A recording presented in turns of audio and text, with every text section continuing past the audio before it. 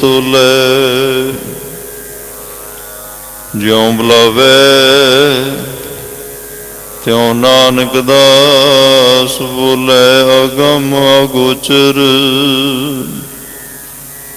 ਸਚ ਸਾਹਿਬ ਮੇਰਾ। ਨਾਨਕ ਬੋਲੇ ਬੁਲਾਇਆ ਤੇਰਾ। ਨਾਨਕ ਬੋਲੇ ਬੁਲਾਇਆ ਤੇਰਾ। ਸਤਨਾਮ ਸ੍ਰੀ ਵਾਹਿਗੁਰੂ ਸਾਹਿਬ ਜੀ। ਮਾਘ ਮੱਜਨ ਸੰਗ ਸਾਧੂਆਂ ਧੂੜੀ ਕਰ ਇਸ਼ਨਾਨ। ਹਰ ਕਾ ਨਾਮ ਤੇ ਆਏ ਸੁਣ ਸਭਨਾਂ ਨੂੰ ਕਰ ਦਾਨ। ਜਨਮ ਕਰਮ ਮਲ ਉਤਰੈ ਮਨ ਤੇ ਜਾਏ ਗੁਮਾਨ। ਕਾਮ ਕ੍ਰੋਧ ਨਾ ਮੋਹੀਐ ਬਿਨਸੈ ਲੋਭ ਸੁਆਨ। ਸਚੈ ਮਾਰਗ ਚੱਲਦਿਆਂ ਉਸਤਤ ਕਰੇ ਜਹਾਨ। 68 ਤੀਰਥ ਸਗਲ ਪੁੰਨ ਜੀ ਦਇਆ ਪ੍ਰਵਾਨ। ਜਿਸਨੂੰ ਦੇਵੈ ਦਇਆ ਕਰ ਸੋਈ ਪੁਰਖ ਸੁਜਾਨ।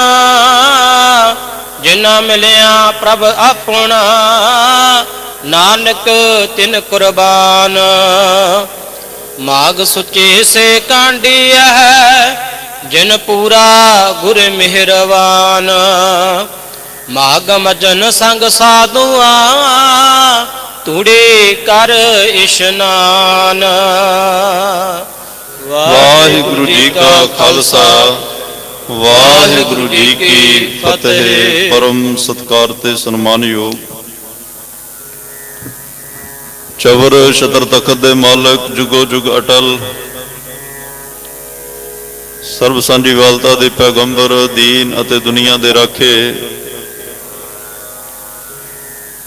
ਮਨੁੱਖਤਾ ਦੇ ਸਾਂਝੇ ਰਹਿਬਰ ਗੁਰਤਾ ਗੱਦੀ ਤੇ ਸੁਭਾਇਮਾਨ ਧੰਨ ਧੰਨ ਧੰਨ ਸਾਹਿਬ ਸ੍ਰੀ ਗੁਰੂ ਗ੍ਰੰਥ ਸਾਹਿਬ ਜੀ ਮਹਾਰਾਜ। ਸਤਿਗੁਰਾਂ ਦੀ ਮਹਾਨ ਬਖਸ਼ਿਸ਼ ਮਹਾਨ ਕਿਰਪਾ ਦਾ ਸਦਕਾ ਆਪ ਸਰਬੱਤ ਮਾਈ ਭਾਈ ਗੁਰਸਿੱਖ ਸੰਗਤਾਂ ਗੁਰਦੁਆਰਾ ਸਿੰਘ ਸ਼ਹੀਦਾਂ ਵਿਖੇ ਅੰਮ੍ਰਿਤ ਵੇਲੇ ਦੇ ਦੀਵਾਨਾਂ 'ਚ ਹਾਜ਼ਰੀ ਭਰ ਕੇ ਆਪਣੇ ਜੀਵਨ ਜ਼ਿੰਦਗੀ ਨੂੰ ਸਫਲ ਕਰ ਰਹੇ ਹੋ। ਵੱਡਿਆਂ ਭਾਗਾਂ ਵਾਲੇ ਹੋ। ਰੱਬੀ ਗੁਰਬਾਣੀ ਦੇ ਨਿਤਨੇਮ ਆਸਾ ਜੀ ਕੀ ਵਾਰ ਦੇ ਕੀਰਤਨ ਆਪ ਜੀਆਂ ਨੇ ਬਹੁਤ ਪਿਆਰ ਸਤਿਕਾਰ ਨਾਲ ਸਰਵਣ ਕੀਤੇ ਹਨ। ਉਪਰੰਤ ਚੱਲ ਰਹੀ ਸ੍ਰੀ ਗੁਰੂ ਗ੍ਰੰਥ ਸਾਹਿਬ ਮਹਾਰਾਜ ਦੀ ਲੜੀਵਾਰ ਕਥਾ ਗੁਰ ਸ਼ਬਦ ਵਿਚਾਰ ਨਾਲ ਜੁੜਨ ਦਾ ਸੁਭਾਗਾ ਸਮਾਂ ਵੀ ਆਪਾਂ ਸਾਰਿਆਂ ਨੂੰ ਪ੍ਰਾਪਤ ਹੋਇਆ। ਆਓ ਇਸ ਮਿਲੇ ਹੋਏ ਸਮੇਂ ਨੂੰ ਗੁਰਮਤ ਵਿਚਾਰਾਂ ਦੇ ਰਾਹੀਂ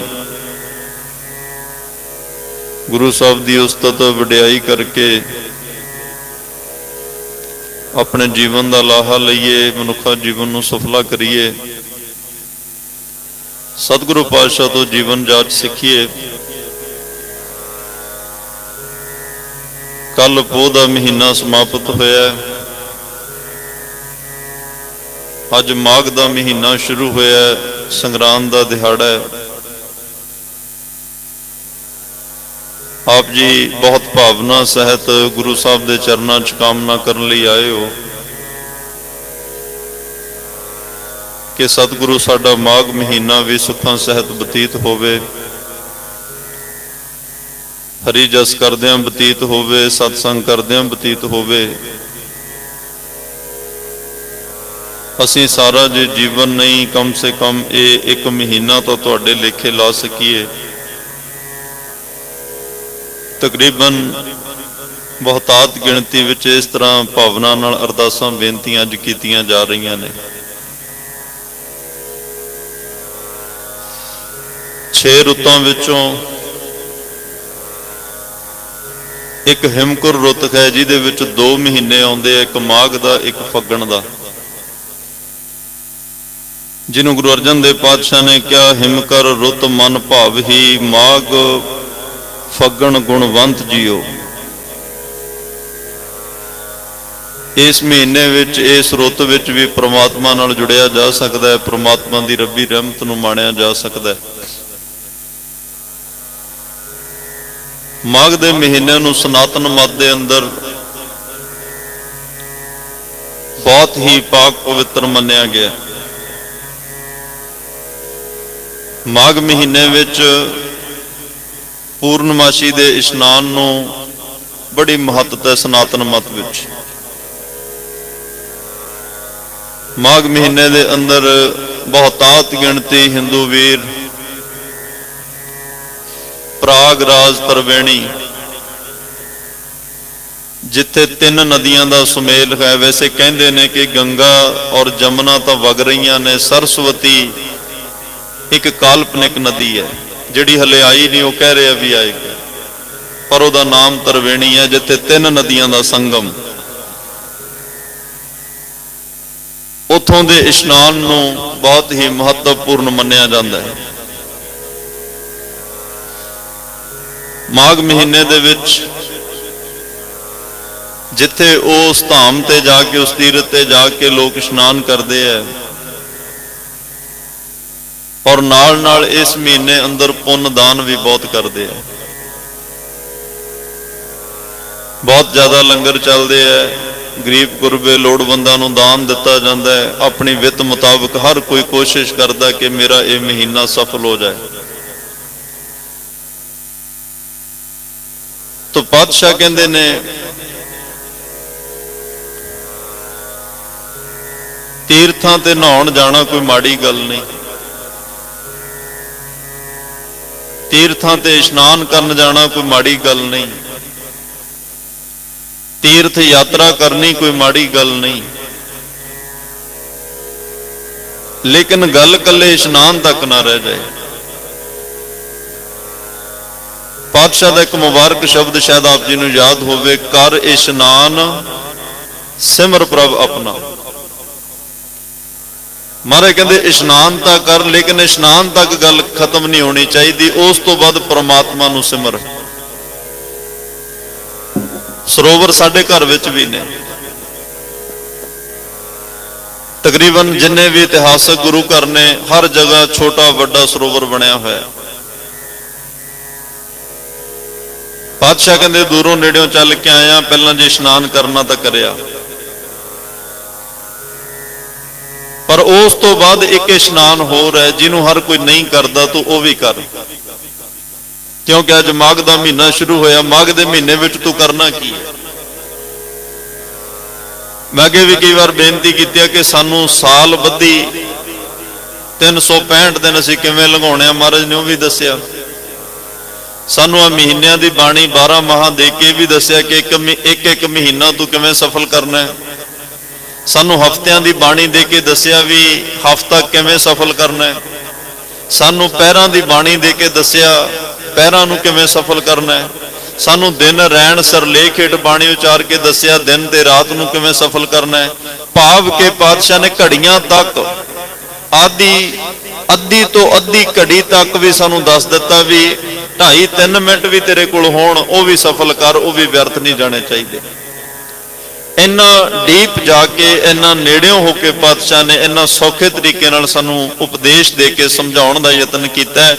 ਤਾਂ ਲੇਕਿਨ ਪਾਤਸ਼ਾਹ ਕਹਿੰਦੇ ਨੇ ਲੋਕ ਮਾਘ ਮਹੀਨੇ ਇਸ਼ਨਾਨ ਇਸ ਗੱਲ ਕਰਨ ਲਈ ਕਰਨ ਜਾਂਦੇ ਆ ਕਿ ਜੋ ਅਸੀਂ ਸਾਲ ਵਿੱਚ ਪਾਪ ਕੀਤੇ ਆ, ਜਿੰਨੇ ਵੀ ਸਾਡੀ ਜ਼ਿੰਦਗੀ ਵਿੱਚ ਪਾਪਾਂ ਦਾ ਵਾਧਾ ਹੋਇਆ, ਸਾਲ ਆਇਆ, ਮਾਘ ਦਾ ਮਹੀਨਾ ਆਇਆ, ਚਲੋ ਕਿਸੇ ਤੀਰਥ ਯਾਤਰਾ ਤੇ ਚੱਲੀਏ, ਕਿਤੇ ਇਸ਼ਨਾਨ ਕਰੀਏ ਤਾਂ ਕਿ ਸਾਡੇ ਸਾਰੇ ਪਾਪ ਉਤਰ ਜਾਣ।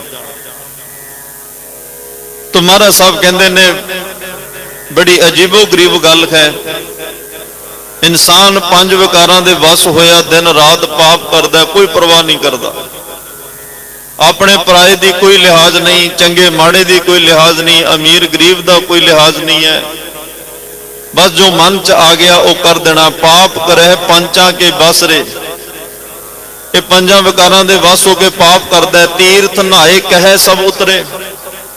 ਸਾਲ ਬਾਅਦ ਫਿਰ ਮਾਘ ਦਾ ਮਹੀਨਾ ਆਉਂਦਾ, ਤੀਰਥ ਤੇ ਜਾਂਦਾ, ਇਸ਼ਨਾਨ ਕਰਦਾ ਤੇ ਆ ਕੇ ਆਪਣੇ ਆਪ ਹੀ ਮਨ ਨੂੰ ਤਸੱਲੀ ਦੇ ਲੈਂਦਾ ਵੀ ਹੁਣ ਤੀਰਥ ਨਹਾਏ, ਸਾਰੇ ਪਾਪ ਉਤਰ ਗਏ ਆ। ਤਾਂ ਪਾਤਸ਼ਾਹ ਕਹਿੰਦੇ ਫਿਰ ਆ ਕੇ ਫਿਰ ਉਹੀ ਕੰਮ ਸ਼ੁਰੂ ਹੋ ਜਾਂਦਾ, ਬਹੁਰ ਕਮਾਵੇ ਹੋਏ ਨਿਸੰਕ। ਫਿਰ ਆਉਣ ਸਾਰ ਜਿਹੜੇ ਪਾਪ ਨੇ ਉਹ ਸ਼ੁਰੂ ਹੋ ਜਾਂਦੇ ਆ। ਪੁਰਾਤਨ ਸਮਿਆਂ ਵਿੱਚ ਲੋਕਾਂ ਨੇ ਪੈਦਲ ਜਾਣਾ ਹੁੰਦਾ ਸੀ। ਮੰਨ ਲਓ ਕੋਈ ਗੰਗਾ ਇਸ਼ਨਾਨ ਚੱਲਿਆ, ਕੋਈ ਪ੍ਰਾਗਰਾਜ ਤ੍ਰਿਵੇਣੀ ਤੇ ਚੱਲਿਆ, ਉਹਨੂੰ ਘੱਟੋ ਘੱਟ 1.5-2 ਮਹੀਨੇ ਜਾਣ ਨੂੰ ਲੱਗਦੇ ਸੀ, 1.5-2 ਮਹੀਨੇ ਵਾਪਸ ਆਉਣ ਨੂੰ ਲੱਗਦੇ ਸੀ। ਉਹਦੇ 4 ਮਹੀਨੇ ਲੰਘ ਗਏ। ਜੇ ਹੁਣ ਕੋਈ ਦੁਕਾਨਦਾਰੀ ਕਰ ਰਿਹਾ, 4 ਮਹੀਨੇ ਦੀ ਦੁਕਾਨ ਬੰਦ ਰਹਿ ਗਈ, ਉਹਨੇ ਹੁਣ 4 ਮਹੀਨਿਆਂ ਦੀ ਪੂਰਤੀ ਕਿਵੇਂ ਕਰਨੀ ਹੈ? ਉਹ ਤਾਂ ਮਨ ਵਿੱਚ ਇਹ ਸੋਚ ਰਿਹਾ ਮੈਂ ਹੁਣ ਇਸ਼ਨਾਨ ਕਰਿਆ ਤੇ ਪਾਪ ਸਾਰੇ ਉਤਰ ਗਏ, ਵੀ ਚਲੋ ਇਹ ਕੰਮ ਬੜਾ ਸੌਖਾ ਹੈ, ਹੁਣ 7-8 ਮਹੀਨੇ ਫਿਰ ਰੱਜ ਕੇ ਦੁਨੀਆ ਨੂੰ ਲੁੱਟੋ, ਰੱਜ ਕੇ ਕਰਪਸ਼ਨ ਕਰੋ, ਰੱਜ ਕੇ ਬੇਈਮਾਨੀ ਕਰੋ, ਫਿਰ ਮਾਘ ਦਾ ਮਹੀਨਾ ਆਏਗਾ, ਇਸ਼ਨਾਨ ਕਰਾਂਗੇ ਤੇ ਕਹਾਣੀ ਖਤਮ। ਲੋਕਾਂ ਨੇ ਇਸ ਤਰੀਕੇ ਦੇ ਨਾਲ ਆਪਣੇ ਮਨ ਨੂੰ ਤਸੱਲੀ ਦੇ ਲਈ। ਤਾਂ ਪਾਤਸ਼ਾਹ ਕਹਿੰਦੇ ਨੇ, ਕਬੀਰ ਸਾਹਿਬ ਨੇ ਫਿਰ ਇੱਥੇ ਇੱਕ ਵਿਅੰਗ ਕੀਤਾ। ਕਹਿੰਦੇ ਲੋਕ ਕਿਵੇਂ ਰੱਬ ਨੂੰ ਅਣਜਾਣ, ਰੱਬ ਨੂੰ ਨਿਆਣਾ ਸਮਝ ਰਹੇ ਆ, ਵੀ ਜਿਵੇਂ ਰੱਬ ਨੂੰ ਕੁਝ ਪਤਾ ਹੀ ਨਹੀਂ ਹੁੰਦਾ ਵੀ ਤੇਰੇ ਮਨ ਵਿੱਚ ਕੀ ਆ ਤੇ ਤੂੰ ਕਰ ਕੀ ਰਿਹਾ। ਜਦ ਕਿ ਪਾਤਸ਼ਾਹ ਨੇ ਕਿਹਾ, ਸਹਿਸ ਸਿਆਣਪਾ ਲੱਖ ਹੋਏ ਤਾਂ ਇੱਕ ਨਾ ਚੱਲੇ ਨਾਲ। ਸਤਿਗੁਰੂ ਤਾਂ ਕਹਿੰਦੇ ਚਤਰਾਈ ਨਾ ਚਤਰ ਭੁਜ ਪਾਈ ਹੈ। ਕਬੀਰ ਸਾਹਿਬ ਕਹਿੰਦੇ ਲੋਕ ਰੱਬ ਨੂੰ ਅਣਜਾਣ, ਰੱਬ ਨੂੰ ਨਿਆਣਾ ਸਮਝਦੇ, ਵੀ ਰੱਬ ਨੂੰ ਥੋੜਾ ਪਤਾ ਲੱਗਦਾ ਵੀ ਅਸੀਂ ਕੀ ਕਰਕੇ ਆਏ ਆ ਤੇ ਜਾ ਕੇ ਕੀ ਕਰਨਾ। ਰੱਬ ਤਾਂ ਸ਼ਾਇਦ ਇਸੇ ਗੱਲ ਵਿੱਚ ਹੀ ਖੁਸ਼ ਹੋ ਗਿਆ ਹੋਣਾ ਵੀ ਇਹ ਏਡੀ ਦੂਰੋਂ ਤੁਰ ਕੇ ਆਇਆ ਤੇ ਇਹਨੇ ਇਸ਼ਨਾਨ ਕੀਤਾ, ਦੇਖ ਕਿੱਡਾ ਸ਼ਰਧਾ ਨਾਲ ਜੁੜਿਆ। ਜਿਵੇਂ ਕਿ ਕਿਸੇ ਬੰਦੇ ਨੇ ਕਿਹਾ, ਕਹਿੰਦੇ ਜੀ ਫਲਾਨਾ ਬੜਾ ਧਰਮੀ ਆ, ਧੰਨ ਗੁਰੂ ਨਾਨਕ ਸਾਹਿਬ ਨੂੰ ਕਿਹਾ।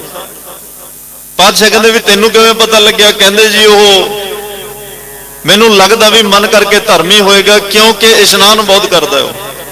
ਇੱਕ ਤਾਂ ਸਵੇਰੇ ਹਰ ਰੋਜ਼ ਉੱਠ ਕੇ ਕਰਦਾ, 1 ਸਾਲ ਬਾਅਦ ਉਹ ਤੀਰਥ ਯਾਤਰਾ ਤੇ ਜਾ ਕੇ ਵੀ ਇਸ਼ਨਾਨ ਕਰਦਾ, ਉਹ ਬਹੁਤ ਧਰਮੀ ਹੈ। ਜਿਸ ਇਸ਼ਨਾਨ ਦੀ ਮਹੱਤਤਾ ਇਸ ਦੇਸ਼ ਵਿੱਚ ਬੜੀ ਪ੍ਰਚਲਿਤ ਕੀਤੀ ਗਈ, ਜਿਸ ਇਸ਼ਨਾਨ ਨੂੰ ਕਰਮ ਕਾਂਡਾਂ ਚੋਂ ਬੜਾ ਸਰਵੋਤਮ ਕਰਮ ਮੰਨਿਆ ਗਿਆ, ਧੰਨ ਗੁਰੂ ਨਾਨਕ ਸਾਹਿਬ ਨੇ ਗੁਰਬਾਣੀ ਦੀ ਆਰੰਭਤਾ ਕਰਨ ਲੱਗਿਆ ਇਸ ਦੁਨੀਆ ਦੇ ਸਾਹਮਣੇ ਸਭ ਤੋਂ ਪਹਿਲਾਂ ਜਿੱਥੇ ਬੜੇ ਕਰਮ ਕਾਂਡਾਂ ਦਾ ਖੰਡਨ ਕੀਤਾ, ਉੱਥੇ ਸਭ ਤੋਂ ਪਹਿਲਾਂ ਇਸ਼ਨਾਨ ਦਾ ਖੰਡਨ ਕੀਤਾ।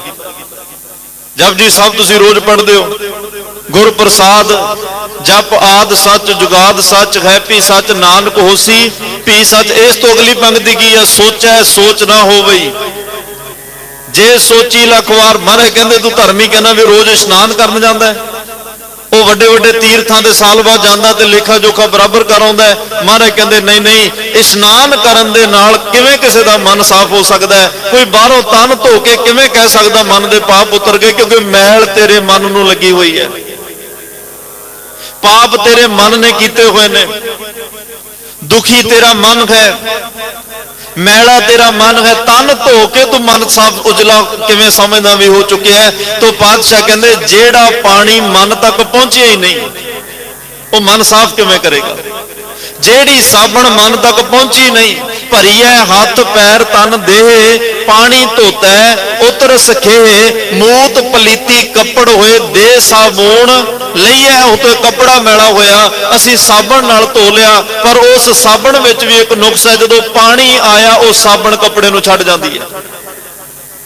पर पातशाह कहंदे हुण मन धोना किहड़ी साबण नाल धोईए? मन दुखी है, मन पापी है, मन मैला किहड़े पानी नाल धोईए? बात पातशाह ने फिर नाल ही निर्णय दिता, भरीए मत पापा कै संग ओह धोपै नावे कै रंग। बड़ी श्रेष्ठ नवेकली विचार दुनिया के सामने रख दी। भाई कोई कल ये ना भुलेखा खा जाए सारा साल पाप करके वो कले तन का इशनान करके समझ ले भी मेरे तो पाप धोते गए। मन के पाप धोने चाहना तो नाम नाल धोते जाने। जे मन साफ करना चाहना गुरु के शब्द नाल होएगा, जे मन उजला करना चाहना गुरबाणी नाल होएगा, जे मन नूं निर्मल करना चाहना परमात्मा की सिफत सलाह करन दे नाल होएगा। कल्ला तन धोण दे नाल मन उजला नहीं हुंदा। तां ही कबीर साहब कहंदे आ लोक रब नूं अणजाण समझदे आ। अंतर मैल जे तीर्थ नहावै तिस बैकुंठ ना जाना, लोक पतीणे कछु ना होवे ना ही राम आना। लोकां नूं पता नहीं कि रब तां तेरे अंदर दियां जाणदा है, रब तां ओह भी कुछ जाणदा जिहड़ा तूं दुनिया तो लुको के रखिया। ਪਰ ਤੈਨੂੰ ਕਿਉਂ ਲੱਗਦਾ ਵੀ ਰੱਬ ਅਣਜਾਣ ਹੈ? ਤੇ ਮੈਂ ਇਸੇ ਤਰ੍ਹਾਂ ਹੀ ਆਪਣਾ ਜਿਹੜਾ ਕਿ ਬਾਹਰੋਂ ਇਸ਼ਨਾਨ ਕਰਕੇ ਰੱਬ ਨੂੰ ਕਹਿ ਦਿਆਂਗਾ ਵੀ ਮੇਰੇ ਸਾਰੇ ਪਾਪ ਮੁੱਕ ਗਏ ਆ। ਪਾਤਸ਼ਾਹ ਕਹਿੰਦੇ ਇਸ਼ਨਾਨ ਕਰਨਾ, ਸਫਾਈ ਕਰਨੀ ਕੋਈ ਮਾੜੀ ਨਹੀਂ ਹੈ। ਇਸ਼ਨਾਨ ਨਾਲ ਤਨ ਦੀ ਸਫਾਈ ਹੁੰਦੀ ਹੈ, ਪਾਣੀ ਨਾਲ ਸਾਡੇ ਬਾਹਰੋਂ ਸਫਾਈ ਹੁੰਦੀ ਹੈ, ਕਰਨੀ ਵੀ ਚਾਹੀਦੀ ਹੈ। ਪਰ ਜੇ ਕੋਈ ਪਾਣੀ ਨਾਲ ਧੋ ਕੇ ਕਵੇ ਮਨ ਵੀ ਸਾਫ਼ ਹੋ ਗਿਆ, ਨਹੀਂ, ਸੁੱਚ ਹੋਵੇ ਤਾਂ ਸੱਚ ਪਾਈਐ। ਇਸ ਮਨ ਨੇ ਉਸ ਦਿਨ ਸਾਫ਼ ਹੋਣਾ ਜਿਸ ਦਿਨ ਸੱਚਾ ਨਾਮ ਇਹਦੇ ਅੰਦਰ ਵਸ ਗਿਆ। ਉਹ ਸੁੱਚਾ ਔਰ ਸੱਚਾ ਨਾਮ ਪਰਮਾਤਮਾ ਦਾ ਵਸੇਗਾ ਤਾਂ ਮਨ ਨੇ ਸੁੱਚਾ ਤੇ ਸੱਚਾ ਬਣਨਾ। ਨਹੀਂ, ਇਹ ਬਾਹਰ ਦੇ ਪਾਣੀਆਂ ਨਾਲ ਸਾਫ਼ ਨਹੀਂ ਹੁੰਦਾ। ਤਾਂ ਹੀ ਪਾਤਸ਼ਾਹ ਕਹਿੰਦੇ ਆ, ਪ੍ਰਭ ਕੈ ਸਿਮਰਨ ਮਨ ਕੀ ਮਲ ਜਾਏ। ਪਰਮਾਤਮਾ ਦਾ ਸਿਮਰਨ ਕਰ, ਇਹਦੇ ਨਾਲ ਮੈਲ ਉਤਰਦੀ ਹੈ। ਦੂਸਰਾ ਤਰੀਕਾ ਮੈਲ ਉਤਾਰਨ ਦਾ, ਸਭ ਤੇ ਉਤਮ ਹਰ ਕੀ ਕਥਾ, ਨਾਮ ਸੁਨਤ ਦਰਦ ਦੁਖ ਲਥਾ। ਪਰਮਾਤਮਾ ਦੀ ਸਿਫਤ ਸਲਾਹ ਕਰਨੀ ਹੈ, ਸਭ ਤੋਂ ਉੱਤਮ ਔਰ ਸ੍ਰੇਸ਼ਟ ਕਰਮ ਹੈ। ਤੂੰ ਸਿਮਰਨ ਕਰ, ਸਤ ਸੰਗਤ ਕਰ, ਸੇਵਾ ਕਰ, ਗੁਰਬਾਣੀ ਨੂੰ ਪੜ੍ਹ, ਸੁਣ, ਤੇਰੇ ਮਨ ਦੀ ਮੈਲ ਉਤਰ ਜਾਏਗੀ। ਪ੍ਰਭ ਕੈ ਸਿਮਰਨ ਮਨ ਕੀ ਮਲ ਜਾਏ, ਅੰਮ੍ਰਿਤ ਨਾਮ ਰਿੱਧ ਮਾਹੇ ਸਮਾਏ। ਤੈਨੂੰ ਇੱਕ ਵਾਰੀ ਜਦੋਂ ਪਰਮਾਤਮਾ ਦਾ ਨਾਮ ਤੇਰੇ ਹਿਰਦੇ ਵਿੱਚ ਵਸ ਗਿਆ ਨਾ, ਪਾਤਸ਼ਾਹ ਕਹਿੰਦੇ ਯਾਦ ਰੱਖੀ, ਉਸ ਤੋਂ ਬਾਅਦ ਕਦੇ ਵੀ ਉਹ ਸਿਮਰਨ ਨੇ, ਉਸ ਨਾਮ ਨੇ ਤੇਰੇ ਹਿਰਦੇ ਚੋਂ ਨਿਕਲਣਾ ਨਹੀਂ, ਤੇ ਤੇਰੇ ਹਿਰਦੇ ਨੇ ਕਦੇ ਮੈਲਾ ਨਹੀਂ ਹੋਣਾ। ਬਾਹਰ ਦੀਆਂ ਸਾਬਣਾਂ ਨਾਲ ਤਾਂ ਕੱਪੜੇ ਨੂੰ ਵਾਰ-ਵਾਰ ਧੋਣਾ ਪੈਂਦਾ ਹੈ। ਅੱਜ ਕੱਪੜਾ ਧੋਇਆ ਉਹਨੇ, ਕੱਲ ਫਿਰ ਮੈਲਾ ਹੋ ਜਾਣਾ ਹੈ, ਪਰਸੋਂ ਧੋਤਾ ਚੌਥੇ ਫਿਰ ਮੈਲਾ ਹੋ ਜਾਣਾ ਹੈ। ਇਹ ਮਨ ਇੱਕ ਵਾਰੀ ਜੇ ਨਾਮ ਨੇ ਨਿਰਮਲ ਕਰ ਦਿੱਤਾ, ਜਦੋਂ ਨਾਮ ਹੀ ਤੇਰੇ ਮਨ ਵਿੱਚ ਸਦੀਵ ਕਾਲ ਲਈ ਵਸ ਗਿਆ, ਇਹਨੇ ਕਦੇ ਫਿਰ ਮੈਲਾ ਨਹੀਂ ਹੋਣਾ। ਇਹ ਮਨ ਸਦੀਵ ਕਾਲ ਲਈ ਉਜਲ ਹੋ ਜਾਏਗਾ। ਤੋ ਇਸ ਲਈ ਪਾਤਸ਼ਾਹ ਕਹਿੰਦੇ ਆ, ਭਾਈ ਇਹ ਇਸ ਮਨ ਨੂੰ, ਮਨ ਦੀ ਮੈਲ ਐਵੇਂ ਲਏਗੀ। ਗੁਣ ਕਹੋ ਹਰ ਲਹੋ ਕਰ ਸੇਵਾ, ਸਤਿਗੁਰ ਇਵ ਹਰ ਹਰ ਨਾਮ ਧਿਆਈ। ਗੁਰੂ ਦੇ ਨਾਮ ਨੂੰ ਜਪ, ਨਾਮ ਤੋਂ ਗੁਣ ਧਾਰਨ ਕਰ। ਸਤ ਸੰਤੋਖ ਦਇਆ ਧਰਮ ਧੀਰਜ ਪਰ ਉਪਕਾਰ ਇਮਾਨਦਾਰੀ, ਇਹ ਸਾਰੇ ਦੇਵੀ ਗੁਣ ਨੇ। ਰੱਬ ਦੇ ਗੁਣ ਨੇ, ਰੱਬ ਦਾ ਇੱਕ ਸੁਭਾਅ ਹੈ, ਰੱਬ ਦਾ ਇੱਕ ਨੇਮ ਹੈ, ਉਹ ਸਾਰਾ ਆਪਣੇ ਅੰਦਰ ਧਾਰਨ ਕਰ। ਜਿਵੇਂ ਜਿਵੇਂ ਰੱਬ ਦੇ ਗੁਣ ਗਾਏਗਾ, ਰੱਬ ਦੇ ਗੁਣ ਤੇਰੇ ਅੰਦਰ ਵਸਦੇ ਜਾਣਗੇ। ਪਰਮਾਤਮਾ ਦੇ ਹੁਕਮ ਵਿੱਚ ਰਹਿ ਕੇ ਤੂੰ ਸੇਵਾ ਕਰ, ਨਾਮ ਜਪ, ਸਿਮਰਨ ਕਰ। ਇਸ ਤਰ੍ਹਾਂ ਚੱਲੇਗਾ, ਉਹਦੇ ਗੁਣ ਗਾਏਗਾ, ਤੇਰੀ ਹੌਲੀ ਹੌਲੀ ਮਨ ਦੀ ਜਿਹੜੀ ਆ ਉਹ ਮੈਲ ਸਤਿਗੁਰੂ ਪਾਤਸ਼ਾਹ ਕਹਿੰਦੇ ਉਤਰ ਜਾਏਗੀ। ਕਦੇ ਵੀ ਇਹ ਮਨ 'ਚ ਭੁਲੇਖਾ ਨਾ ਰੱਖੀ ਵੀ ਇਕੱਲੇ ਪਾਣੀ ਦੇ ਇਸ਼ਨਾਨ ਨਾਲ ਮਨ ਤੇ ਤਨ ਉਜਲ ਹੋ ਜਾਏਗਾ। ਮਨ ਪਾਣੀਆਂ ਨਾਲ ਉਜਲ ਨਹੀਂ ਹੁੰਦਾ। ਜੇ ਮਨ ਕੱਲੇ ਪਾਣੀ ਨਾਲ ਧੋ ਕੇ ਹੀ ਸਰੀਰ ਨੂੰ, ਜੇ ਕੋਈ ਕਹੇ ਮੈਂ ਬ੍ਰਹਮ ਗਿਆਨੀ ਬਣ ਜਾਗਾ, ਤੇ ਪਾਤਸ਼ਾਹ ਕਹਿੰਦੇ ਡੱਡੂ ਤਾਂ ਰਹਿੰਦੇ ਹੀ ਪਾਣੀ ਵਿੱਚ ਹੈ। ਕਿੰਨੇ ਕੁ ਡੱਡੂ ਬ੍ਰਹਮ ਗਿਆਨੀ ਬਣ ਗਏ। ਜਲ ਕੇ ਮੱਜਨ ਜੇ ਗਤ ਹੋਵੇ, ਮੱਜਨ ਕਹਿੰਦੇ ਇਸ਼ਨਾਨ ਨੂੰ, ਚੁੱਭੀਆਂ ਮਾਰ ਕੇ ਨਹਾਉਣਾ, ਡੁੰਗਾਈ ਵਿੱਚ ਚੁੱਭੀ ਮਾਰ ਕੇ ਨਹਾਉਣਾ। ਡੱਡੂ ਕਿੰਨਾ ਗਹਿਰਾਈ ਵਿੱਚ ਲੈ ਜਾਂਦਾ। ਜਲ ਕੇ ਮੱਜਨ ਜੇ ਗਤ ਹੋਵੇ, ਨਿਤ ਨਿਤ ਮੇਂਢਕ ਨਹਾਵੇ। ਮੇਂਢਕ ਦਾ ਅਰਥ ਡੱਡੂ ਹੈ। ਪਾਤਸ਼ਾਹ ਕਹਿੰਦੇ ਜੈਸੇ ਮੇਂਢਕ ਤੈਸੇ ਓਏ ਨਰ, ਫਿਰ ਪਛੋਤਾ, ਫਿਰ ਜੋਨੀ ਆਵੇ। ਜਿਹੋ ਜੇ ਡੱਡੂ ਨੇ, ਉਹ ਜੇ ਉਹ ਮਨੁੱਖ ਨੇ ਜਿਹੜੇ ਇਹ ਸਮਝਦੇ ਆ ਵੀ ਕੱਲਾ ਮੈਂ ਨਹਾ ਕੇ ਹੀ ਪਾਕ ਪਵਿੱਤਰ ਹੋ ਕੇ ਘਰ ਪਰਮਾਤਮਾ ਦੇ ਘਰ ਪ੍ਰਵਾਨ ਹੋ ਜਾਵਾਂਗਾ। ਕਬੀਰ ਸਾਹਿਬ ਕਹਿੰਦੇ ਮੇਰਾ ਤਾਂ ਘਰ ਹੀ ਗੰਗਾ ਕਿਨਾਰੇ ਹੈ, ਮੇਰਾ ਤਾਂ ਘਰ ਹੀ ਗੰਗਾ ਦੇ ਕਿਨਾਰੇ ਹੈ। ਲੋਕ ਕਹਿੰਦੇ ਆ ਵੀ ਗੰਗਾ 'ਚ ਇਸ਼ਨਾਨ ਕਰਕੇ ਪਵਿੱਤਰਤਾ ਮਿਲਦੀ ਹੈ, ਪਾਪ ਕੱਟੇ ਜਾਂਦੇ ਆ, ਮੈਂ ਤਾਂ ਰਹਿਣਾ ਹੀ ਗੰਗਾ ਕਿਨਾਰੇ ਆ।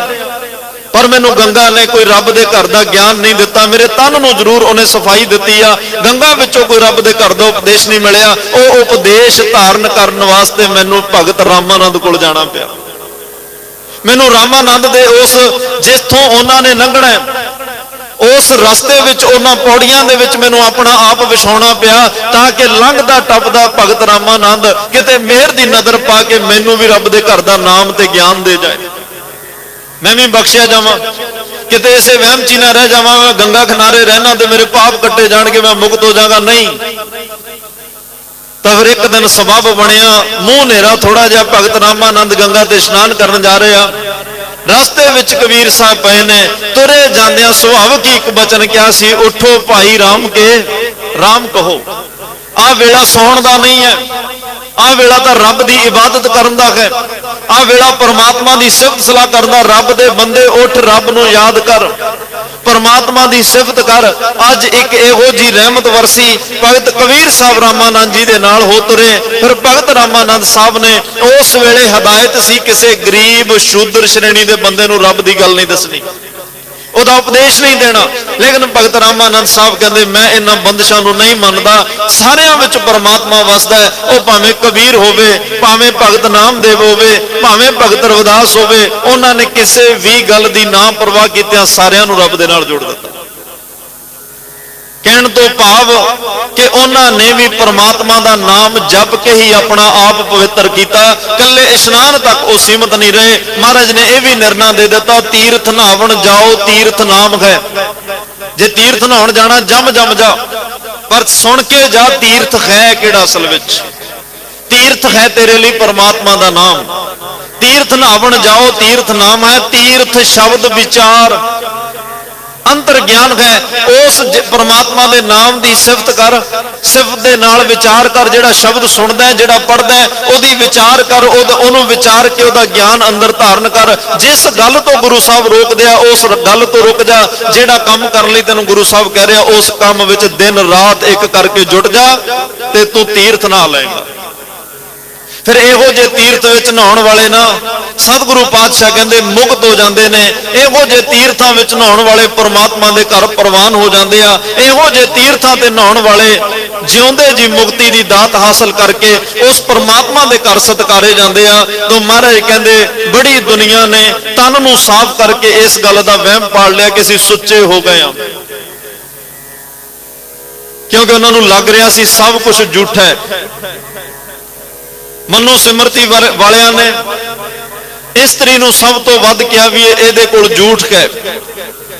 ਲੇਕਿਨ ਧੰਨ ਗੁਰੂ ਨਾਨਕ ਸਾਹਿਬ ਕਹਿੰਦੇ ਨਹੀਂ, ਇਹ ਤੋਂ ਨਫ਼ਰਤ ਨਾ ਕਰੋ। ਸੋ ਕਿਉਂ ਮੰਦਾ ਆਖੀਆ ਜਿਤ ਜਮੈ ਰਾਜਾਨ। ਜੇ ਇਹ ਮਾਂ ਨਾ ਹੁੰਦੀ, ਔਰਤ ਨਾ ਹੁੰਦੀ, ਅੱਜ ਕੌਣ ਹੁੰਦਾ? ਇਹ ਰਾਜੇ ਮਹਾਰਾਜੇ ਸੰਤਾਂ ਭਗਤਾਂ ਨੂੰ ਜਨਮ ਦੇਣ ਵਾਲੀ ਹੈ। ਪਰ ਉਸ ਤੋਂ ਪਹਿਲਾਂ ਇਸਤਰੀ ਜਾਤੀ ਨੂੰ ਧਰਮ ਦੀ ਦੁਨੀਆ 'ਚ ਬਹੁਤ ਪਿੱਛੇ ਰੱਖਿਆ ਜਾਂਦਾ ਹੈ, ਸਮਾਜ ਦੀ ਦੁਨੀਆ 'ਚ ਬੜਾ ਪਿੱਛੇ ਰੱਖਿਆ, ਬੜੀ ਨਫ਼ਰਤ ਦੀ ਨਿਗਾਹ ਨਾਲ ਦੇਖਿਆ ਜਾਂਦਾ ਸੀ। ਪਰ ਧੰਨ ਗੁਰੂ ਨਾਨਕ ਸਾਹਿਬ ਪਾਤਸ਼ਾਹ ਨੇ ਬਰਾਬਰਤਾ ਦਿੱਤੀ। ਚਲੋ ਅੱਜ ਅਸੀਂ ਬਰਾਬਰਤਾ ਨਹੀਂ ਦੇ ਰਹੇ ਉਨੀ ਜਿੰਨੀ ਗੁਰੂ ਨਾਨਕ ਸਾਹਿਬ ਦੇ ਕੇ ਗਏ। ਰਹਿਤ ਮਰਿਆਦਾ ਨੂੰ ਕਦੇ ਪੜ੍ਹ ਕੇ ਵੇਖ ਲਿਓ, ਤੁਹਾਨੂੰ ਪਤਾ ਲੱਗ ਜਾਏਗਾ ਵੀ ਕਿੰਨਾ ਕੁ ਫਰਕ ਹੈ ਸਾਡੇ 'ਚ। ਕਿੰਨੀਆਂ ਖੁੱਲੀਆਂ ਛੋਟਾਂ ਪੰਥ ਵੱਲੋਂ ਤੇ ਗੁਰੂ ਸਾਹਿਬ ਵੱਲੋਂ ਦਿੱਤੀਆਂ ਗਈਆਂ, ਕਿਉਂਕਿ ਉਹ ਸੋਚ ਰਹੇ ਨੇ ਮਾਥਾ ਝੂਠੀ ਪਿਤਾ ਵੀ ਝੂਠਾ, ਝੂਠੇ ਹੀ ਫਲ ਲਾਗੇ ਆਵੇ ਝੂਠੇ, ਜਾਏ ਵੀ ਝੂਠੇ, ਝੂਠੇ ਮਰੇ ਭਾਗੇ, ਸਭ ਕੁਝ ਤਾਂ ਝੂਠਾ ਹੈ। ਪਰ ਉਹ ਤੀਰਥ ਇਸ਼ਨਾਨ ਕਰਕੇ ਕਹਿੰਦਾ ਸੁੱਚੇ ਹੋ ਗਏ। ਪਰ ਧੰਨ ਗੁਰੂ ਨਾਨਕ ਸਾਹਿਬ ਪੁੱਛ ਰਹੇ ਨੇ ਕਹੋ ਰੇ ਪੰਡਤ ਸੁੱਚਾ ਕਵਨ ਥਾਓ। ਸਾਨੂੰ ਦੱਸਦਾ ਸਹੀ, ਜਦੋਂ ਸਾਰਾ ਕੁਝ ਝੂਠਾ ਹੈ ਸੁੱਚੀ ਥਾਂ ਕਿਹੜੀ ਹੈ? ਕਹੋ ਰੇ ਪੰਡਤ ਸੁੱਚਾ ਕਵਨ ਠਾਓ, ਜਹਾਂ ਬੈ ਸੋ ਭੋਜਨ ਖਾਓ। ਸਾਨੂੰ ਦੱਸਦਾ ਸਹੀ ਕਿ ਤੇਰੇ ਘਰ ਵਿੱਚ ਸੁੱਚੀ ਥਾਂ ਕਿਹੜੀ ਹੈ ਜਿੱਥੇ ਬੈਠ ਕੇ ਅਸੀਂ ਪਰਮਾਤਮਾ ਦਾ ਭੋਜਨ, ਜਦ ਅਸੀਂ ਆਪ ਭੋਜਨ ਛਕ ਸਕੀਏ ਤੇ ਪਰਮਾਤਮਾ ਦੀ ਸਿਫਤ ਕਰ ਸਕੀਏ। ਤੂੰ ਤਾਂ ਕਹਿ ਦਿੱਤਾ ਇੱਥੇ ਸਭ ਕੁਝ ਹੀ ਝੂਠਾ ਹੈ। तुम्हारे कहते जेबा झूठी, बोलत झूठा, कर्ण नेत्र सब झूठे। ये जीभ भी झूठी है क्योंकि हर रोज झूठ बोल रही है, निंदिया कर रही है, माड़ा कह रही है। जी जिस रसना तो ये रसना नूं लखां वार कैमिकलां नाल धो लो, कदे सुच्ची होई? जिन्ना मर्जी असीं बाहर साबण नाल हाथ धो के आईए, जे किते मूंह नूं लग जाए असीं पोथी नूं हथ नहीं लाउंदे, महाराज साहब नूं हथ नहीं नेड़े नहीं जांदे, रुमाला साहब नूं क्यों असीं कहने मूंह नूं हथ लग गया, हथ झूठा हो गया। ਇਹਦਾ ਮਤਲਬ ਮੂੰਹ ਸੁੱਚਾ ਹੀ ਨਹੀਂ ਹੋਇਆ। जद किसी मुंह भी धो के आया, दातन कुरला बरश भी करके आया, पर फिर भी वो सुच्चा नहीं। पातशाह कहते ये पानी नाल सफाइयां हो सकदियां, सुच्चा कुछ नहीं हो सकता। ये बाहरी तौर पर तू तेरे मन का वहम है, इनू सफाई दे नाल गिण। असीं कहने ना कि फिर हाथ सुच्चे कराओ, हाथ सुच्चे नहीं, हाथ धोते जाते आ, हाथ साफ किए जा सकते हैं। सुच्चा तो अंदर परमात्मा कहे कबीर तेई नर सुचे। कौन सुचे ने? सुचे साची परी, परी विचारा जिन्हां ने उस परमात्मा दी सच्ची सुची विचार नूं मन च वसा लिया, जिन्हां दा मन सुच्चा हो गया वो असल विच सुचे ने। ते नहीं तां पातशाह कहंदे इत्थे कहो नानक सच ध्याईए, सुच होवे तां सच पाईए। मन दी पवित्रता दी गल है, मन दी सुचमता दी गल है। कल्ला तन धोण नाल किसे दा मन सुच्चा नहीं हुंदा, किसे दा शरीर धोण नाल जे कोई कहे मन निर्मल हो गया, नहीं होना। तो गरीब नवाज पातशाह कहते हैं पानी जे बाहरों तन नूं धोंदा है, तू बाणी नाल अपना मन धो लै, नाम नाल अपना मन धो लै। जे तू तन अज साफ निर्मल करके चलिया, अज गुरु तो शब्द भी लैके जा जिहदे नाल तेरा मन भी सदा लई निर्मल हो जाए। अज इतिहास विच भी बड़ा वड्डा दिन है।